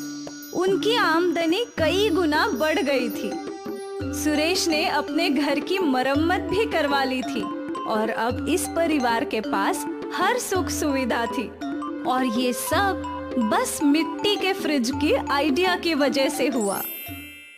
एक दिन की बात है, जब सूरज ढल रहा था और चांद उग रहा था, तो सूरज ने चांद से पूछा, अरे भाई, एक बात बताओ, तुम जब भी आते हो तो कोई तुम्हें प्रणाम क्यों नहीं करता? ऐसा नहीं है भाई, हर कोई एक जैसा नहीं होता। कई लोग मुझे भी प्रणाम करते हैं। पर मैं तो जब भी उगता हूँ तो सारी दुनिया मुझे जल चढ़ाती है, पर तुम्हें तो कोई भी जल नहीं चढ़ाता। सूरज और चंद्रमा की ये बातें बेलापुर गांव के लोग सुन रहे थे। तभी एक आदमी ने कहा, हम तो सिर्फ सूरज को ही भगवान मानते हैं, चांद हमारे लिए भगवान नहीं है। नहीं, ऐसी बात नहीं है, हमें चांद को भी भगवान मानना चाहिए। सूरज भगवान तो हमें रोशनी देते हैं, धूप देते हैं, चांद हमें क्या देता है? हर किसी का अलग अलग काम है। चंद्रमा भी हमें रात को रोशनी देता है। अरे पर उस रोशनी का हम क्या करेंगे? रात को तो हम सोए रहते हैं, हमें रात को रोशनी की जरूरत नहीं है। पर चांद का होना भी जरूरी है। हमें चांद की जरूरत नहीं है। अगर चांद नहीं भी होगा तो हमारी जिंदगी में कोई भी फर्क नहीं पड़ेगा। उसका होना और ना होना एक ही बराबर है। इस आदमी और औरत की बात चांद और सूरज दोनों सुन रहे थे। ये बातें सुनकर सूरज खुश हो गया और चंद्रमा थोड़ा उदास हो गया। सूरज ने चांद से कहा, देखा, बेलापुर के लोग भी मुझे भगवान मानते हैं और तुम्हें कुछ भी नहीं। ये लोग मेरी पूजा करते हैं। पर मैं भी तो इन्हें रोशनी देता हूँ। अगर मैं ना रहूं तो इन लोगों की जिंदगी अस्त व्यस्त हो जाएगी। कोई बात नहीं, वैसे भी इन लोगों को तुम्हारी जरूरत नहीं। अगर ऐसी बात है तो ठीक है, मैं अब से आऊंगा ही नहीं। चंद्रमा गुस्सा होकर वहाँ से चला जाता है। चंद्रमा के जाने के बाद बेलापुर में रात को अंधेरा छा जाता है। वैसे तो आसमान में कुछ तारे हैं, पर इनकी रोशनी बहुत कम है। अंधेरा इतना गहरा है कि किसी को कुछ भी दिखाई नहीं देता। अब खेतों में बुआई का वक्त आ चुका था, इसलिए किसानों को सुबह जल्दी उठकर बुआई के लिए जाना था, पर चांद के न होने से गहरा अंधेरा था। अरे उठ जाओ, आज खेत की बुआई करनी है ना, जल्दी चलो, नहीं तो बाद में तेज धूप हो जाएगी और फिर गर्मी में काम नहीं हो पाएगा। हाँ, खेत की बुआई तो करनी है, पर अभी रात है, बाहर बहुत घना अंधेरा है। मुझे तो लगता है सुबह होने वाली है, हमें चलना चाहिए। वो सब तो ठीक है, पर बाहर कुछ दिख ही नहीं रहा, जाएंगे कैसे? ठीक है, सुबह होने पर ही जाते हैं। ये दोनों सुबह होने का इंतजार करने लगे। जब सुबह हुई तो ये दोनों खेत के लिए निकल पड़े, लेकिन कुछ ही देर में तेज धूप आ गई और गर्मी के कारण खेत में काम करना मुश्किल हो रहा था। बहुत गर्मी हो रही है, चलो घर चलते हैं, कल सुबह जल्दी आ जाएंगे। हाँ सही कह रही हो, इस भयानक गर्मी में तो मुझसे भी काम नहीं होता, कल आते हैं। वो आदमी और औरत दोनों घर चले गए। अगले दिन भी जब वो उठे तो रात को चंद्रमा के न होने की वजह से बहुत घना अंधेरा था, और आज भी वो दोनों जब उठे तो सूरज निकल चुका था। सूरज की गर्मी के कारण खेत में काम करना मुश्किल हो रहा था। इस समस्या से परेशान होकर आदमी ने सूरज से कहा, हे सूर्य देव, हमें चांद की जरूरत नहीं है। अगर आप रात को भी रहें तो हमें कभी भी चांद की जरूरत नहीं पड़ेगी और हम केवल आप ही की पूजा करेंगे। ठीक है, अब से मैं रात को भी रहूंगा। अब दिन खत्म होने के बाद सूरज रात को भी बेलापुर में ही रहने लगा, जिससे दिन ढल ही नहीं रहा था और रात हो ही नहीं रही थी। अरे जल्दी से खाना बनाओ, नींद आ रही है, सोना भी है। अभी तो दोपहर का वक्त है, क्या अभी से खाना बनाना शुरू कर दूं? अच्छा ठीक है, बाद में बनाना। वो आदमी और औरत बहुत देर तक रुकते हैं, पर शाम नहीं होती, क्योंकि अब सूरज ढल ही नहीं रहा था। भूख से आदमी का बुरा हाल हो गया। अरे लगता है आज शाम नहीं होगी, तुम खाना बना दो। ठीक है, बनाती हूँ। औरत ने खाना बनाया और दोनों ने खाना खा लिया। अच्छा सुनो, मैं सोने जा रहा हूँ। अभी तो रात ही नहीं हुई। हाँ, सूरज भी तेज चमक रहा है, पता नहीं रात कब होगी। मैं तब तक नहा लेता हूँ। वो आदमी नहाने चला गया। बाप रे, आज तो बहुत गर्मी है, पता नहीं इतनी गर्मी में कैसे रहेंगे। आदमी नहाकर लौट आया।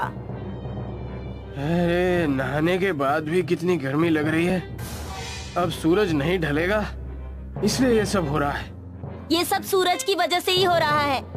कोई बात नहीं, चलो सोते हैं। ये दोनों सोने के लिए चले जाते हैं, पर सूरज की गर्मी की वजह से दोनों परेशान हो जाते हैं। इन्हें बहुत पसीना आ रहा है। अरे पंखा तेज कर लो। औरत पंखे को तेज कर देती है, पर तेज हवा चलने के बाद भी इन्हें गर्मी से राहत नहीं मिलती। इतनी गर्मी में तो मर ही जाएंगे। काश सूरज ढल जाता तो गर्मी कम हो जाती और हम लोग चैन से सो पाते। अरे अब तो ये गर्मी बर्दाश्त के बाहर हो गई है। मुझे भी लगता है कि हमें चांद की जरूरत है। चलो जाकर सूर्य देव से बात करते हैं। हाँ ठीक है, चलो। ये दोनों बाहर छत पर आते हैं। हे सूर्य देव, आपकी धूप को बर्दाश्त करना मुश्किल हो रहा है। इसमें मैं क्या कर सकता हूँ?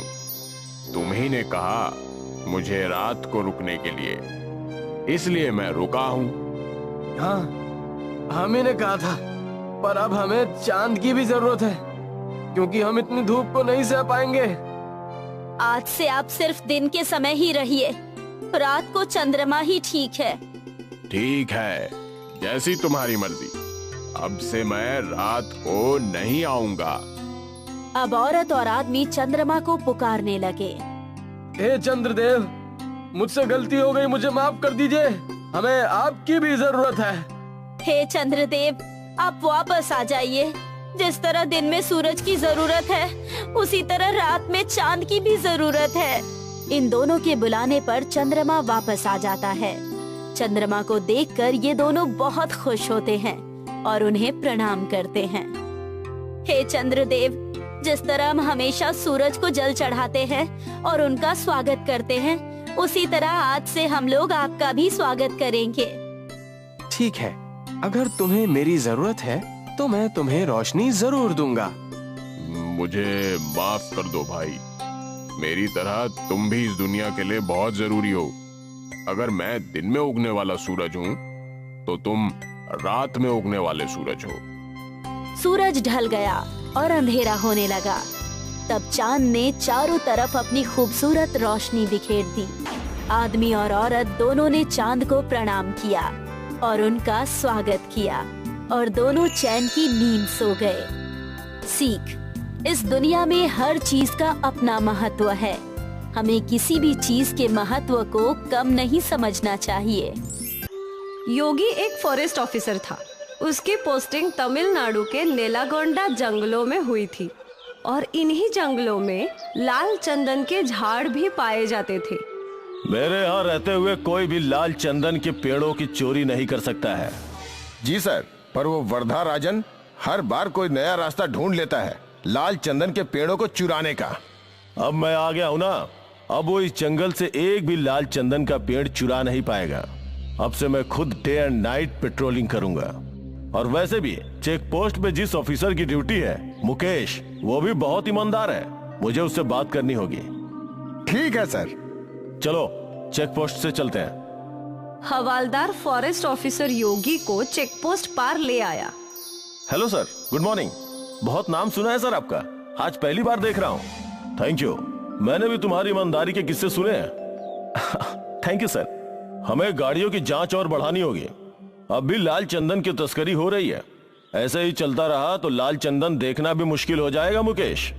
सर, मैं जानता हूँ इन सबके पीछे वो वरदराज है, तो तुम उसका कुछ करते क्यों नहीं? सर, वो इन्हीं जंगलों में पला बढ़ा है, जंगल का कोना कोना जानता है। जब भी हम उसे पकड़ने दौड़ते हैं वो जंगलों में गायब हो जाता है। कम से कम हम लाल चंदनों को इस चेक पॉइंट से बाहर जाने से तो रोक ही सकते हैं ना। जी सर, मैंने और फोर्स की मांग की है। अगले हफ्ते से और 2 हवलदार इस चेक पॉइंट पे होंगे। उम्मीद है अब लाल चंदन की तस्करी बंद हो जाएगी। हम मिलकर करेंगे तो जरूर होगा। उस दिन से फॉरेस्ट ऑफिसर खुद दिन में काई पर जंगलों में पेट्रोलिंग का काम करता था, खास करके रात के समय।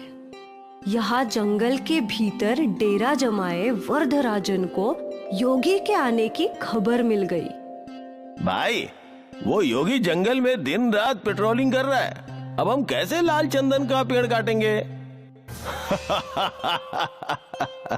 हर समस्या का एक समाधान होता है छोटे। वरदराजन ने स्वामी के कान में कुछ कहा। फिर रात के अंधेरे में स्वामी फॉरेस्ट ऑफिसर के ऑफिस के बाहर पहुंचा। वो किसी का इंतजार कर रहा था। कुछ देर बाद गार्ड वहां पहुंचा। भाई ने तेरे लिए मिठाई भेजी है और इसके बदले बस हमें समय समय पर इत्तला करते रहना। तुझे हर हफ्ते अपनी मिठाई मिल जाएगी। वाह, भाई को शुक्रिया बोलना। हाँ ठीक है। स्वामी खुशी खुशी अपने अड्डे पर लौटा और वरदराजन को सब कुछ बता दिया। अब देखते हैं वो फॉरेस्ट ऑफिसर अपना क्या बिगाड़ता है। हाँ भाई। उस रात से वरदराजन और उसके आदमियों ने लाल चंदन के पेड़ों को काटना शुरू कर दिया और यहाँ गार्ड मैसेज करके वरदराजन को फॉरेस्ट ऑफिसर की लोकेशन बताया करता था। जिस समय फॉरेस्ट ऑफिसर दक्षिण की दिशा में जाता तो वरदराजन के आदमी उत्तर की दिशा में लाल चंदन के पेड़ काट रहे थे, और जिस समय योगी उत्तर की दिशा में पेट्रोलिंग करता वो दक्षिण की दिशा में पेड़ काटने लगे। ये सिलसिला कई दिनों तक चलता रहा। एक दिन की बात है, उत्तर की दिशा से वरदराजन के लड़के लाल चंदन का पेड़ काटकर निकल गए थे। फिर जब योगी वहां पहुंचा तो उसका ध्यान उस ताजे कटे हुए पेड़ के तने पर गया। ऐसा लग रहा है कि ये पेड़ आज ही कटा है, पर मैं इतने देर से पेट्रोलिंग कर रहा हूँ तो कैसे कोई मेरे आंख के नीचे से ये लाल चंदन का पेड़ काट सकता है? जरूर कुछ गड़बड़ है। योगी ने कुछ नहीं कहा और जीप में बैठकर दक्षिण की दिशा में चलने लगा। जब वो यहाँ पहुँचा तो यहाँ भी उसने ताजे कटे हुए पेड़ों के तने दिखे। ये तना भी आज ही कटा हुआ है, मतलब अब भी वरदराजन लाल चंदन के पेड़ों की चोरी कर रहा है। मुझे ये सब जल्द ही रोकना होगा। गाड़ी चेक पोस्ट पर लो। योगी जीप में बैठ गया और गार्ड ने गाड़ी चेक पोस्ट की ओर ले ली। क्या हुआ सर, आप बहुत टेंशन में लग रहे हैं? मुझे तुमसे अकेले में बात करनी है। जी सर, आइए ना, अंदर बैठकर बात करते हैं। चेक पोस्ट की छोटी चौकी में बस फॉरेस्ट ऑफिसर योगी और इंस्पेक्टर मुकेश थे। बोलिए सर, यहाँ हमारी बातें कोई नहीं सुन सकता। मुकेश, अब भी जंगल में लाल चंदन के पेड़ कट रहे हैं। क्या यहाँ से कोई बड़ी गाड़ी गुजरी है? नहीं सर, अभी तक तो नहीं, पर कल ये ट्रक आएंगे जंगल में रोड बनाने के लिए रेत लेकर। फिर जरूर लाल चंदन उसी में जाएगा। कल मैं किसी भी हालत में उस ट्रक को इस चेक पोस्ट से बाहर जाने नहीं दूंगा। हाँ, और मैं उस वरदराजन को पकड़ कर रहूंगा। ठीक है सर। यहाँ जंगल में वरदराजन अपने अड्डे पे योजना बना रहा था। कल रेत वाली गाड़ी सारे लाल चंदन के झाड़ भरकर बाहर ले जाना है ना? नहीं। अब तक तो उस फॉरेस्ट ऑफिसर को सब कुछ पता चल गया होगा। वो कल चेक पोस्ट पर हम सबका इंतजार करेगा। तो अब हम क्या करेंगे? कैसे इन लाल चंदनों को इस जंगल से बाहर निकालेंगे भाई? वरदराजन ने अपनी योजना बना ली थी। अगली सुबह रेती की गाड़ी जंगल के अंदर आई। इंस्पेक्टर मुकेश ने फॉरेस्ट ऑफिसर योगी को कॉल करके ये बात बता दी। सर, ट्रक आ गए हैं, आप भी आ जाइए। ठीक है। वो ट्रक कंस्ट्रक्शन साइट पे पहुंचा। यहाँ ट्रक ने सारी रेत अनलोड की और फिर वरदराजन और उसके आदमियों ने उसमें एक लाल चंदन के पेड़ के तने को लोड कर दिया। यहाँ फॉरेस्ट ऑफिसर और गार्ड जीप में निकले, पर उनके रास्ते में कई और पेड़ गिरे हुए थे। सर, घूम के जाना होगा। ये सब उस वरदराजन ने ही किया होगा। जल्दी चलो, आज उसे पकड़ कर ही रहेंगे। वरदराजन वहाँ से निकल गया। अब जब फॉरेस्ट ऑफिसर योगी वहाँ पहुँचा तो ट्रक भी वहाँ से निकल चुका था। चेक पोस्ट के पास ले लो। योगी ने इंस्पेक्टर मुकेश को कॉल लगाया। मुकेश, वो लोग निकल चुके हैं, अब तुम्हें ही उन्हें रोकना होगा। जी साहब। इंस्पेक्टर मुकेश अपने सारे आदमियों के साथ चेक पोस्ट पर खड़ा हो गया। ट्रक धीरे धीरे चेक पोस्ट की ओर बढ़ने लगा। चेक पोस्ट पर मुकेश और सारे पुलिस वाले बंदूक तान कर खड़े थे। ड्राइवर ने पुलिस वालों को देखा और उसने गाड़ी रोक दी और पीछे से फॉरेस्ट ऑफिसर ने अपनी जीप लगा दी। ट्रक को चारों ओर से घेर लिया था। हवलदार, चेक करो ट्रक में क्या है। हवलदार ट्रक के अंदर चढ़ा। सर, यहाँ लाल चंदन तो है, पर एक ही है। क्या? इंस्पेक्टर ने भी ट्रक में चढ़कर जांच की तो वहाँ बस एक ही लाल चंदन का पेड़ था।